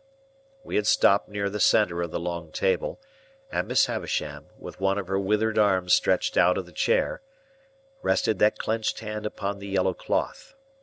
As Estella looked back over her shoulder before going out of the room, Miss Havisham kissed that hand to her, with a ravenous intensity that was of its kind quite dreadful. Then, Estella being gone and we two left alone, she turned to me and said in a whisper, "Is she beautiful, graceful, well grown? Do you admire her?" "Everybody must who sees her, Miss Havisham." She drew an arm around my neck and drew my head close down to hers as she sat in the chair. "Love her, love her, love her! How does she use you?" Before I could answer, if I could have answered so difficult a question at all, she repeated, "Love her, love her, love her! If she favours you, love her. If she wounds you, love her. If she tears your heart to pieces, and as it gets older and stronger it will tear deeper, love her, love her, love her!" Never had I seen such passionate eagerness as was joined to her utterance of these words. I could feel the muscles of the thin arm round my neck swell with the vehemence that possessed her. "Hear me, Pip. I adopted her to be loved. I bred her and educated her to be loved. I developed her into what she is, that she might be loved. Love her!" She said the word often enough, and there could be no doubt that she meant to say it, but if the often repeated word had been hate instead of love, despair, revenge, dire death, it could not have sounded from her lips more like a curse. "I'll tell you," said she, in the same hurried, passionate whisper, "what real love is. It is blind devotion, unquestioning self-humiliation, utter submission, trust and belief against yourself and against the whole world, giving up your whole heart and soul to the smiter, as I did." When she came to that, and to a wild cry that followed that, I caught her round the waist, for she rose up in the chair, in her shroud of a dress, and struck at the air as if she would as soon have struck herself against the wall and fallen dead. All this passed in a few seconds.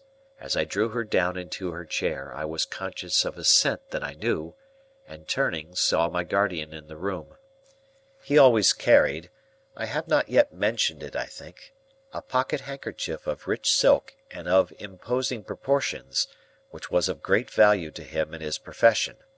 I have seen him so terrify a client or a witness by ceremoniously unfolding this pocket-handkerchief as if he were immediately going to blow his nose, and then pausing, as if he knew he should not have time to do it before such client or witness committed himself, that the self-committal has followed directly, quite as a matter of course. When I saw him in the room he had this expressive pocket-handkerchief in both hands, and was looking at us. On meeting my eye, he said plainly, by a momentary and silent pause in that attitude, "Indeed, singular," and then put the handkerchief to its right use with wonderful effect. Miss Havisham had seen him as soon as I, and was, like everybody else, afraid of him. She made a strong attempt to compose herself, and stammered that he was as punctual as ever. "As punctual as ever," he repeated, coming up to us. "How do you do, Pip? Shall I give you a ride, Miss Havisham? Once round? And so you are here, Pip?" I told him when I had arrived, and how Miss Havisham had wished me to come and see Estella. To which he replied, "Ah, very fine young lady." Then he pushed Miss Havisham at her chair before him with one of his large hands, and put the other in his trousers pocket as if the pocket were full of secrets. "Well, Pip, how often have you seen Miss Estella before?" said he, when he came to a stop. "How often?" "Ah, how many times? 10,000 times?" "Oh, certainly not so many." "Twice?" "Jaggers," interposed Miss Havisham, much to my relief, "leave my Pip alone, and go with him to your dinner." He complied, and we groped our way down the dark stairs together. While we were still on our way to those detached apartments across the paved yard at the back, he asked me how often I had seen Miss Havisham eat and drink, offering me a breadth of choice, as usual, between 100 times and once. I considered and said, "Never." "And never will, Pip," he retorted with a frowning smile. "She has never allowed herself to be seen doing either, since she lived this present life of hers. She wanders about in the night, and then lays hands on such food as she takes." "Pray, sir," said I, "may I ask you a question?" "You may," said he, "and I may decline to answer it. Put your question." "Estella's name, is it Havisham or—" I had nothing to add. "Or what?" said he. "Is it Havisham?" "It is Havisham." This brought us to the dinner table, where she and Sarah Pocket awaited us. Mr. Jaggers presided, Estella sat opposite to him, I faced my green and yellow friend. We dined very well, and were waited on by a maidservant whom I had never seen in all my comings and goings, but who, for anything I know, had been in that mysterious house the whole time. After dinner a bottle of choice old port was placed before my guardian. He was evidently well acquainted with the vintage, and the two ladies left us. Anything to equal the determined reticence of Mr. Jaggers under that roof I never saw elsewhere, even in him. He kept his very looks to himself, and scarcely directed his eyes to Estella's face once during dinner. When she spoke to him, he listened, and in due course answered, but never looked at her, that I could see. On the other hand, she often looked at him, with interest and curiosity, if not distrust, but his face never showed the least consciousness. Throughout dinner he took a dry delight in making Sarah Pocket greener and yellower, by often referring in conversation with me to my expectations.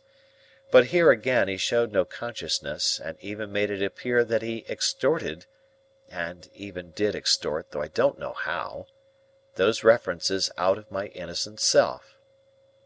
And when he and I were left alone together, he sat with an air upon him of general lying by in consequence of information he possessed, that really was too much for me. He cross-examined his very wine when he had nothing else in hand. He held it between himself and the candle, tasted the port, rolled it in his mouth, swallowed it, looked at his glass again, smelt the port, tried it, drank it, filled again, and cross-examined the glass again, until I was as nervous as if I had known the wine to be telling him something to my disadvantage. 3 or 4 times I feebly thought I would start conversation, but whenever he saw me going to ask him anything, he looked at me with his glass in his hand, and rolling his wine about in his mouth, as if requesting me to take notice that it was of no use, for he couldn't answer.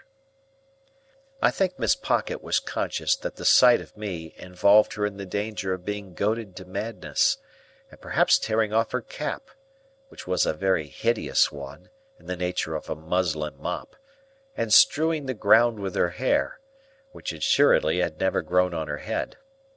She did not appear when we afterwards went up to Miss Havisham's room, and we 4 played at whist.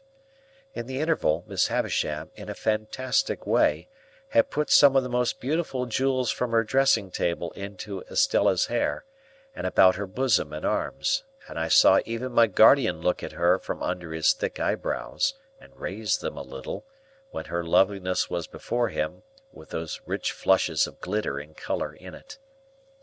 Of the manner and extent to which he took our trumps into custody, and came out with mean little cards at the ends of hands, before which the glory of our kings and queens was utterly abased, I say nothing, nor of the feeling that I had respecting his looking upon us personally in the light of 3 very obvious and poor riddles that he had found out long ago.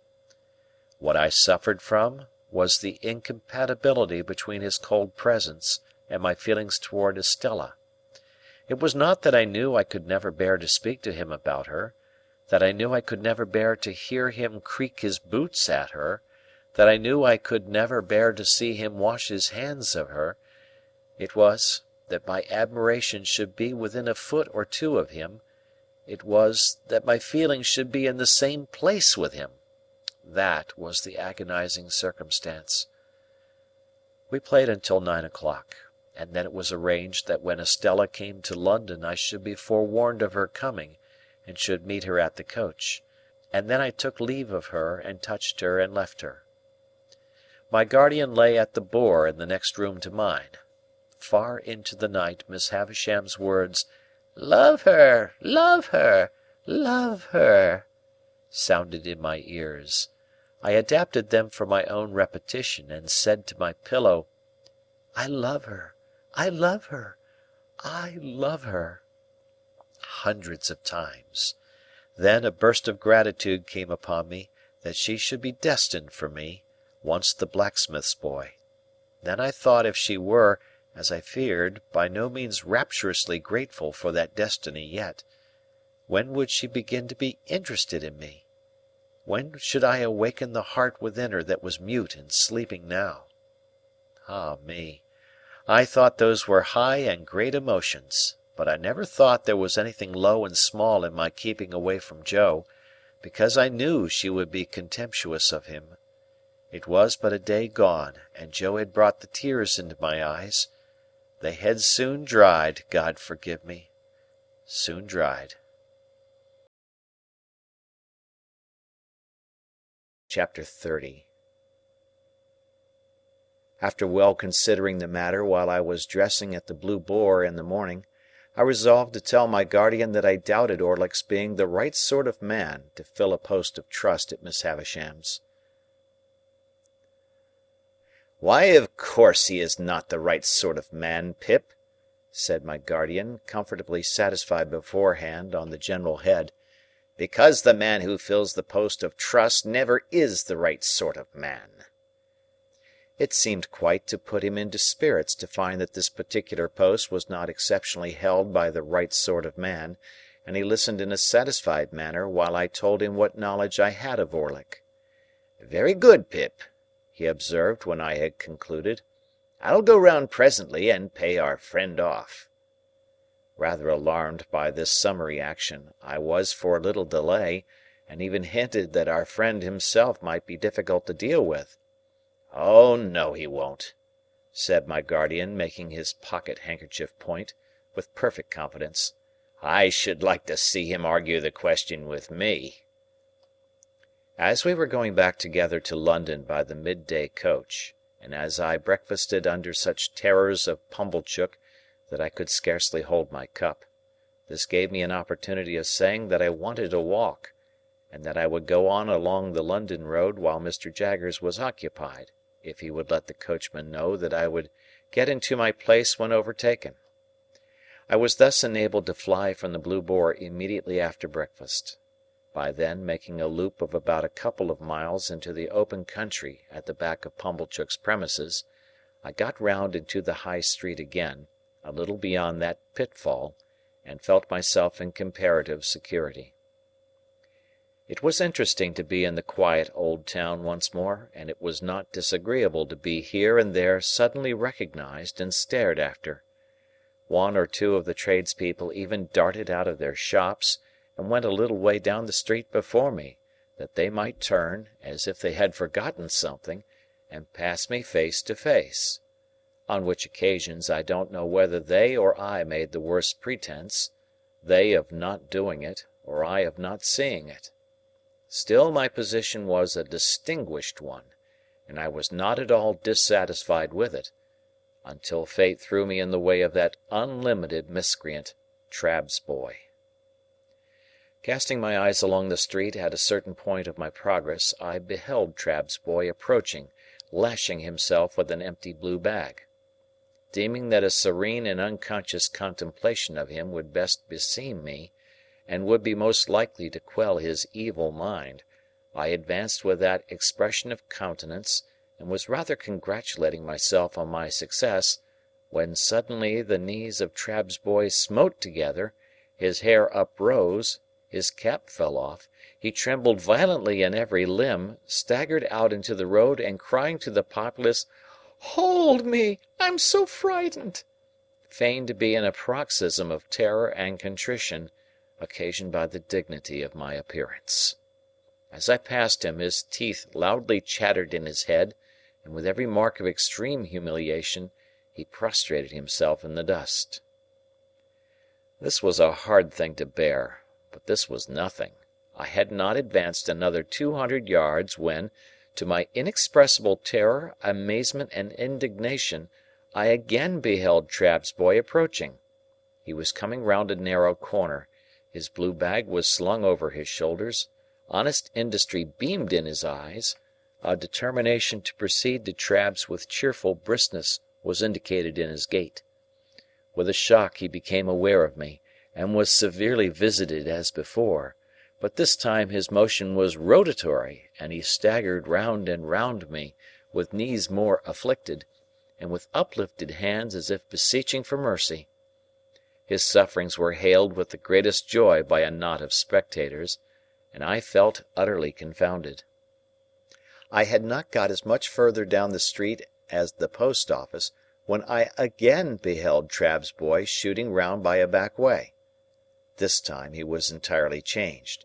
He wore the blue bag in the manner of my greatcoat, and was strutting along the pavement towards me on the opposite side of the street, attended by a company of delighted young friends to whom he from time to time exclaimed, with a wave of his hand, "Don't know ya!" Words cannot state the amount of aggravation and injury wreaked upon me by Trabb's boy.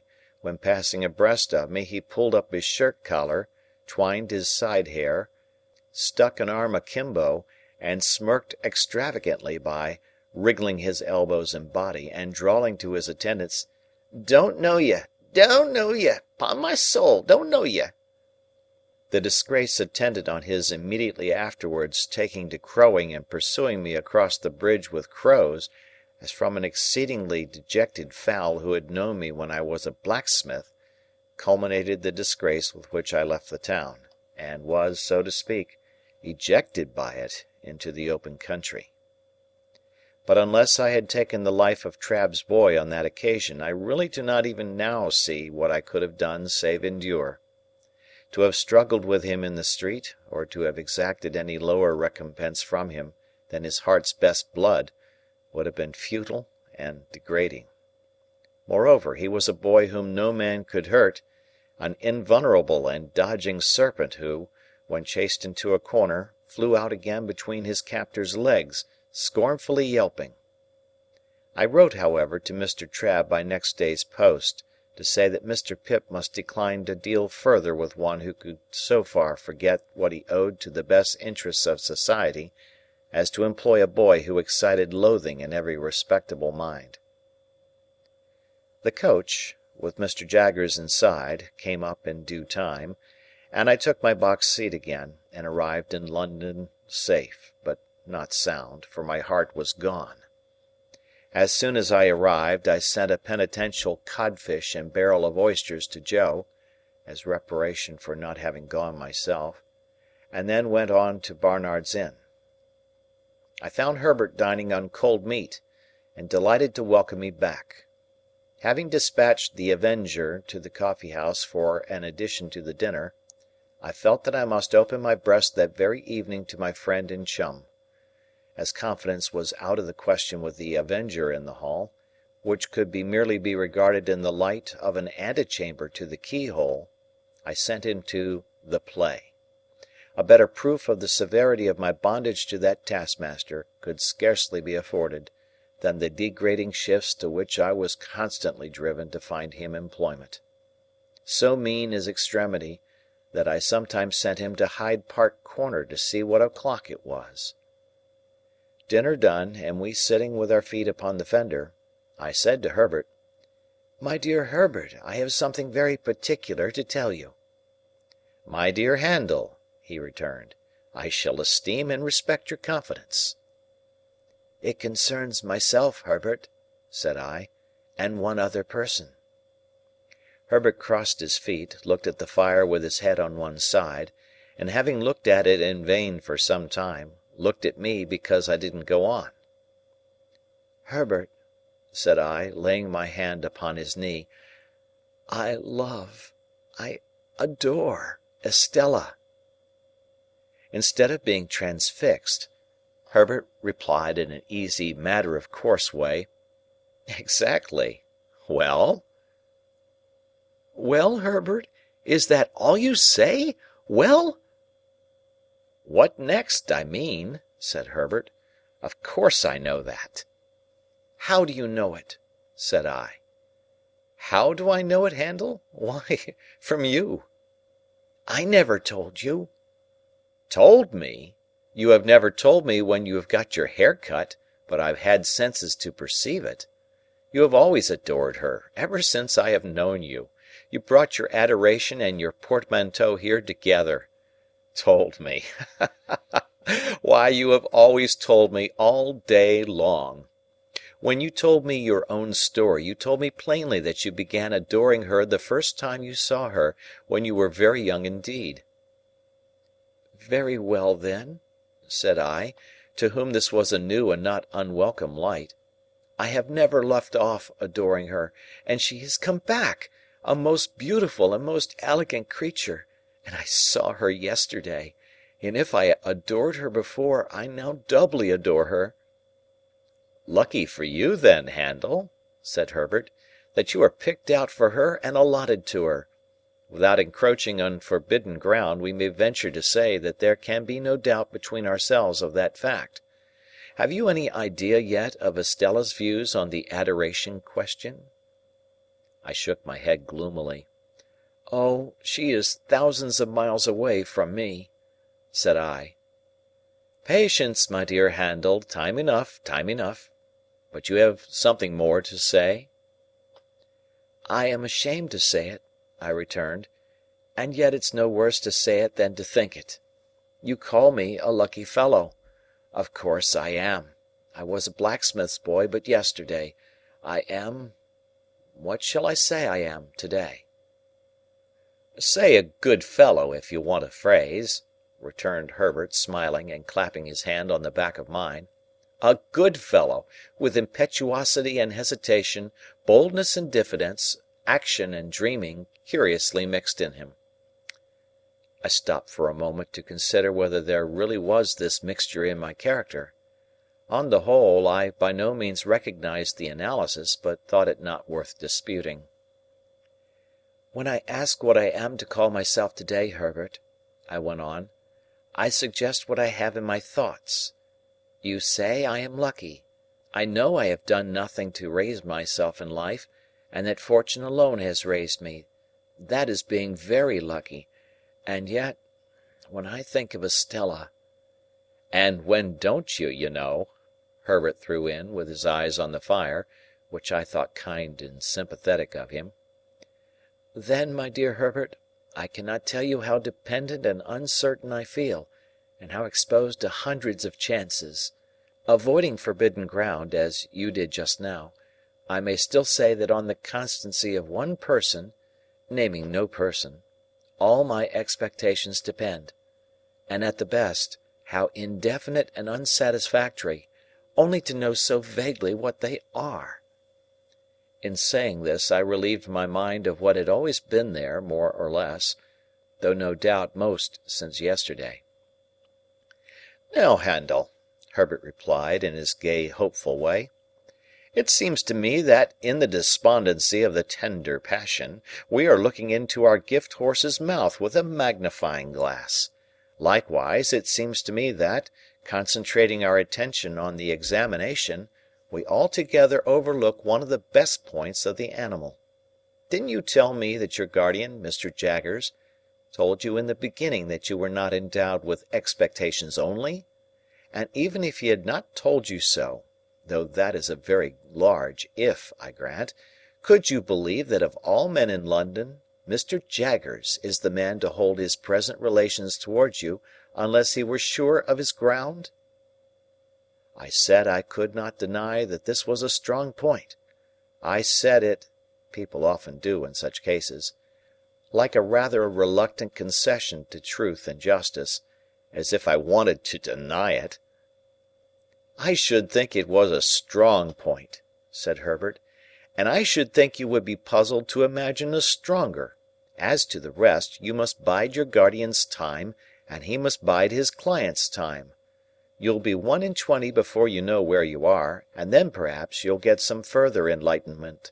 At all events, you'll be nearer getting it, for it must come at last." "What a hopeful disposition you have!" said I, gratefully admiring his cheery ways. "I ought to have," said Herbert, "for I have not much else. I must acknowledge, by the by, that the good sense of what I have just said is not my own, but my father's. The only remark I ever heard him make on your story was the final one, 'The thing is settled and done, or Mr. Jaggers would not be in it.' And now before I say anything more about my father, or my father's son, and repay confidence with confidence, I want to make myself seriously disagreeable to you for a moment, positively repulsive." "You won't succeed," said I. "Oh, yes, I shall," said he. "1, 2, 3, and now I am in for it. Handel, my good fellow," though he spoke in this light tone, he was very much in earnest, "I have been thinking since we have been talking with our feet on this fender, that Estella surely cannot be a condition of your inheritance if she were never referred to by your guardian. Am I right in so understanding what you have told me, as that he never referred to her, directly or indirectly, in any way? Never even hinted, for instance, that your patron might have views as to your marriage ultimately?" "Never." "Now, Handel, I am quite free from the flavour of sour grapes, upon my soul and honour. Not being bound to her, can you not detach yourself from her? I told you I should be disagreeable." I turned my head aside, for with a rush and a sweep, like the old marsh winds coming up from the sea, a feeling like that which had subdued me on the morning when I left the forge, when the mists were solemnly rising, and when I laid my hand upon the village finger-post, smote upon my heart again. There was silence between us for a little while.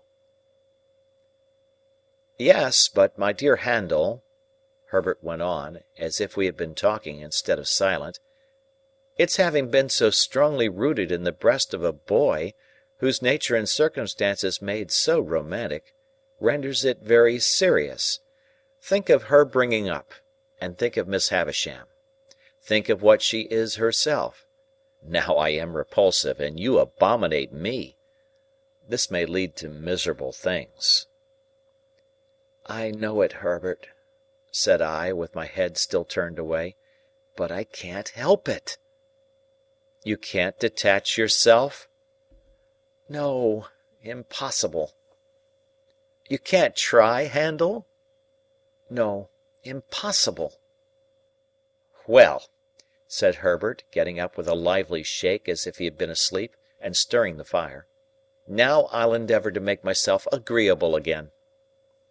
So he went round the room and shook the curtains out, put the chairs in their places, tidied the books and so forth that were lying about, looked into the hall, peeped into the letter-box, shut the door and came back to his chair by the fire, where he sat down, nursing his left leg in both arms.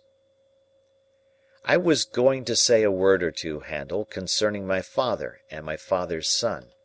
I am afraid it is scarcely necessary for my father's son to remark that my father's establishment is not particularly brilliant in its housekeeping." "There is always plenty, Herbert," said I, to say something encouraging.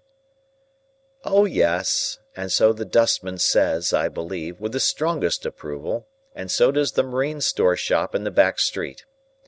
Gravely, Handel, for the subject is grave enough, you know how it is as well as I do. I suppose there was a time once when my father had not given matters up, but if ever there was, the time is gone. May I ask you if you have ever had an opportunity of remarking, down in your part of the country, that the children of not exactly suitable marriages are always most particularly anxious to be married?" This was such a singular question that I asked him in return, "Is it so?" "I don't know," said Herbert, "but that's what I want to know, because it is decidedly the case with us. My poor sister Charlotte, who was next me and died before she was 14, was a striking example. Little Jane is the same. In her desire to be matrimonially established, you might suppose her to have passed her short existence in the perpetual contemplation of domestic bliss. Little Alick in a frock has already made arrangements for his union with a suitable young person at Kew, and indeed I think we are all engaged except the baby." "Then you are?" said I. "I am," said Herbert, "but it's a secret." I assured him of my keeping the secret, and begged to be favoured with further particulars. He had spoken so sensibly and feelingly of my weakness that I wanted to know something about his strength. "May I ask the name?" I said. "Name of Clara," said Herbert. "Live in London?" "Yes. Perhaps I ought to mention," said Herbert, who had become curiously crestfallen and meek since we entered on the interesting theme, "that she is rather below my mother's nonsensical family notions. Her father had to do with the victualling of passenger ships. I think he was a species of purser." "What is he now?" said I. "He's an invalid now," replied Herbert. "Living on—" "On the first floor," said Herbert, which was not at all what I meant, for I had intended my question to apply to his means. "I have never seen him, for he has always kept his room overhead since I have known Clara, but I have heard him constantly. He makes tremendous rows, roars, and pegs at the floor with some frightful instrument." In looking at me, and then laughing heartily, Herbert for the time recovered his usual lively manner. "Don't you expect to see him?" said I. "Oh, yes, I constantly expect to see him," returned Herbert, "because I never hear him without expecting him to come tumbling through the ceiling. But I don't know how long the rafters may hold." When he had once more laughed heartily, he became meek again, and told me that the moment he began to realize capital, it was his intention to marry this young lady. He added as a self-evident proposition, engendering low spirits, "But you can't marry, you know, when you're looking about you." As we contemplated the fire, and as I thought what a difficult vision to realize this same capital sometimes was, I put my hands in my pockets. A folded piece of paper in one of them attracting my attention, I opened it and found it to be the playbill I had received from Joe, relative to the celebrated provincial amateur of Roscian renown. "And bless my heart," I involuntarily added aloud, "it's to-night!" This changed the subject in an instant, and made us hurriedly resolve to go to the play. So, when I had pledged myself to comfort and abet Herbert in the affair of his heart by all practicable and impracticable means, and when Herbert had told me that his affianced already knew me by reputation and that I should be presented to her, and when we had warmly shaken hands upon our mutual confidence, we blew out our candles, made up our fire, locked our door, and issued forth in quest of Mr. Wopsle and Denmark. Chapter 31. On our arrival in Denmark, we found the king and queen of that country elevated in 2 armchairs on a kitchen table, holding a court. The whole of the Danish nobility were in attendance, consisting of a noble boy in the wash-leather boots of a gigantic ancestor, a venerable peer with a dirty face, who seemed to have risen from the people late in life, and the Danish chivalry with a comb in its hair and a pair of white silk legs, and presenting on the whole a feminine appearance. My gifted townsman stood gloomily apart, with folded arms, and I could have wished that his curls and forehead had been more probable. Several curious little circumstances transpired as the action proceeded. The late king of the country not only appeared to have been troubled with a cough at the time of his decease, but to have taken it with him to the tomb, and to have brought it back. The royal phantom also carried a ghostly manuscript round its truncheon, to which it had the appearance of occasionally referring, and that too, with an air of anxiety and a tendency to lose the place of reference which were suggestive of a state of mortality. It was this, I conceive, which led to the Shade's being advised by the gallery to "turn over," a recommendation which it took extremely ill. It was likewise to be noted of this majestic spirit, that whereas it always appeared with an air of having been out a long time and walked an immense distance, it perceptibly came from a closely contiguous wall. This occasioned its terrors to be received derisively. The Queen of Denmark, a very buxom lady, though no doubt historically brazen, was considered by the public to have too much brass about her, her chin being attached to her diadem by a broad band of that metal, as if she had a gorgeous toothache, her waist being encircled by another, and each of her arms by another, so that she was openly mentioned as the kettle-drum. The noble boy in the ancestral boots was inconsistent, representing himself, as it were in one breath, as an able seaman, a strolling actor, a grave-digger, a clergyman, and a person of the utmost importance at a court fencing match, on the authority of whose practised eye and nice discrimination the finest strokes were judged. This gradually led to a want of toleration for him, and even, on his being detected in holy orders and declining to perform the funeral service, to the general indignation taking the form of nuts. Lastly, Ophelia was a prey to such slow musical madness, that when, in course of time, she had taken off her white muslin scarf, folded it up, and buried it, a sulky man who had been long cooling his impatient nose against an iron bar in the front row of the gallery, growled, "Now the baby's put to bed, let's have supper," which, to say the least of it, was out of keeping. Upon my unfortunate townsman all these incidents accumulated with playful effect. Whenever that undecided prince had to ask a question or state a doubt, the public helped him out with it. As, for example, on the question whether 'twas nobler in the mind to suffer, some roared yes, and some no, and some inclining to both opinions said toss up for it, and quite a debating society arose. When he asked what should such fellows as he do crawling between earth and heaven, he was encouraged with loud cries of "Hear, hear!" When he appeared with his stocking disordered, its disorder expressed, according to usage, by one very neat fold in the top, which I suppose to be always got up with a flat iron, a conversation took place in the gallery respecting the paleness of his leg, and whether it was occasioned by the turn the ghost had given him. On his taking the recorders, very like a little black flute that had just been played in the orchestra and handed out at the door, he was called upon unanimously for Rule Britannia.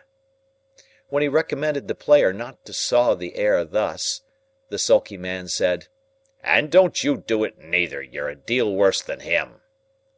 And I grieve to add that peals of laughter greeted Mr. Wopsle on every one of these occasions.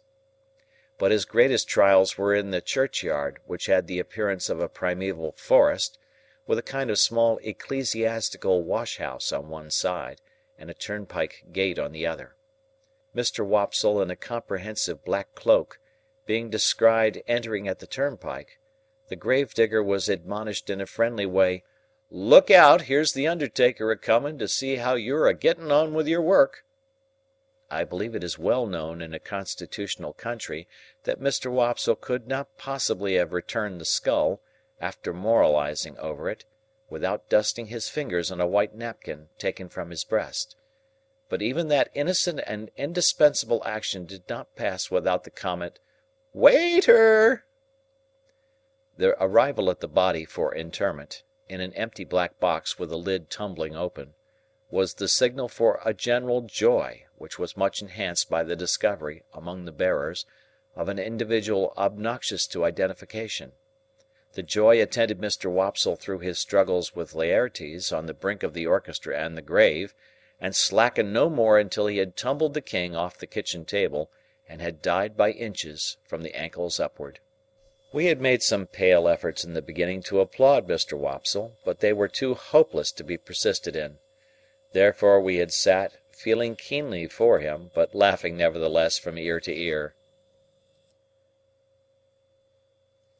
I laughed in spite of myself all the time, the whole thing was so droll, and yet I had a latent impression that there was something decidedly fine in Mr. Wopsle's elocution, not for old association's sake, I am afraid, but because it was very slow, very dreary, very uphill and downhill, and very unlike any way in which any man, in any natural circumstances of life or death, ever expressed himself about anything.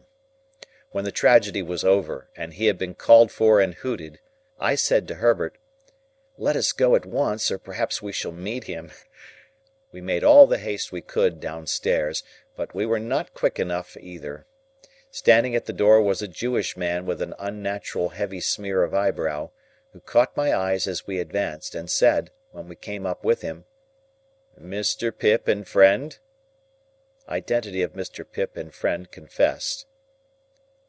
"Mr. Waldengarver," said the man, "would be glad to have the honour." "Waldengarver?" I repeated, when Herbert murmured in my ear, "Probably Wopsle."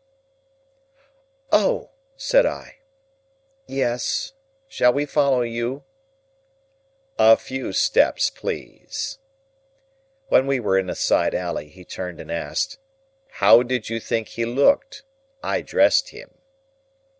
I don't know what he had looked like, except a funeral, with the addition of a large Danish sun or star hanging round his neck by a blue ribbon, that had given him the appearance of being insured in some extraordinary fire office.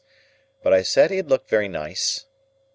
"When he come to the grave," said our conductor, "he showed his cloak beautiful, but judging from the wing, it looked to me that when he see the ghost in the Queen's apartment he might have made more of his stockings." I modestly assented, and we all fell through a little dirty swing door, into a sort of hot packing case immediately behind it. Here Mr. Wopsle was divesting himself of his Danish garments, and here there was just room for us to look at him over one another's shoulders, by keeping the packing case door, or lid, wide open.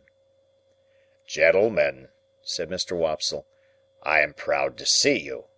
I hope, Mr. Pip, you will excuse my sending round.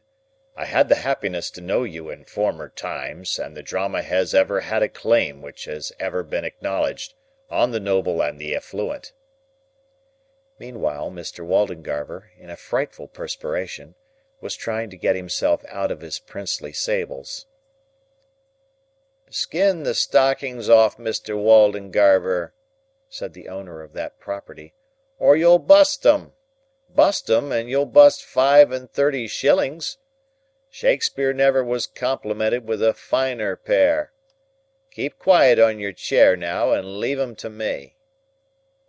With that he went upon his knees, and began to flay his victim, who, on the first stocking coming off, would certainly have fallen over backward with his chair, but for there being no room to fall anyhow. I had been afraid until then to say a word about the play, but then Mr. Waldengarver looked up at us complacently and said, "Gentlemen, how did it seem to you to go in front?" Herbert said from behind, at the same time poking me, "Capitally!" So I said, "Capitally." "How did you like my reading of the character, gentlemen?" said Mr. Waldengarver, almost if not quite with patronage. Herbert said from behind, again poking me, "Massive and concrete." So I said boldly, as if I had originated it, and must beg to insist upon it, "Massive and concrete."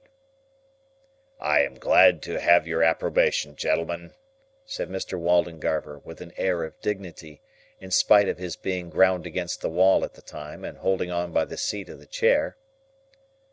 "But I'll tell you one thing, Mr. Waldengarver," said the man who was on his knees, "in which you're out in your reading.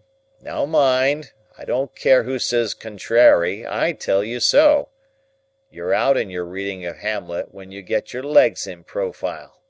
The last Hamlet as I dressed made the same mistakes in his reading at rehearsal, till I got him to put a large red wafer on each of his shins, and then at that rehearsal, which was the last, I went in front, sir, to the back of the pit, and whenever his reading brought him into profile, I called out, I don't see no wafers. And at night his reading was lovely." Mr. Waldengarver smiled at me, as much as to say, "A faithful dependent, I overlook his folly," and then said aloud, "My view is a little classic and thoughtful for them here, but they will improve, they will improve." Herbert and I said together, "Oh, no doubt they would improve." "Did you observe, gentlemen," said Mr. Waldengarver, "that there was a man in the gallery who endeavoured to cast derision on the service? I mean the representation?" We basely replied that we rather thought we had noticed such a man. I added, "He was drunk, no doubt." "Oh, dear no, sir," said Mr. Wopsle. "Not drunk. His employer would see to that, sir. His employer would not allow him to be drunk." "You know his employer?" said I. Mr. Wopsle shut his eyes and opened them again, performing both ceremonies very slowly. "You must have observed, gentlemen," said he, "an ignorant and a blatant ass, with a rasping throat and a countenance expressive of low malignity, who went through, I will not say sustained, the role, if I may use a French expression, of Claudius, King of Denmark. That is his employer, gentlemen. Such is the profession." Without distinctly knowing whether I should have been more sorry for Mr. Wopsle if he had been in despair, I was so sorry for him as it was, that I took the opportunity of his turning round to have his braces put on (which jostled us out at the doorway) to ask Herbert what he thought of having him home to supper. Herbert said he thought it would be kind to do so, therefore I invited him, and he went to Barnard's with us, wrapped up to the eyes, and we did our best for him, and he sat until 2 o'clock in the morning, reviewing his success and developing his plans. I forget in detail what they were, but I have a general recollection that he was to begin with reviving the drama, and to end with crushing it, inasmuch as his decease would leave it utterly bereft and without a chance or hope. Miserably I went to bed after all, and miserably thought of Estella, and miserably dreamed that my expectations were all cancelled, and that I had to give my hand in marriage to Herbert's Clara, or play Hamlet to Miss Havisham's ghost, before 20,000 people, without knowing 20 words of it.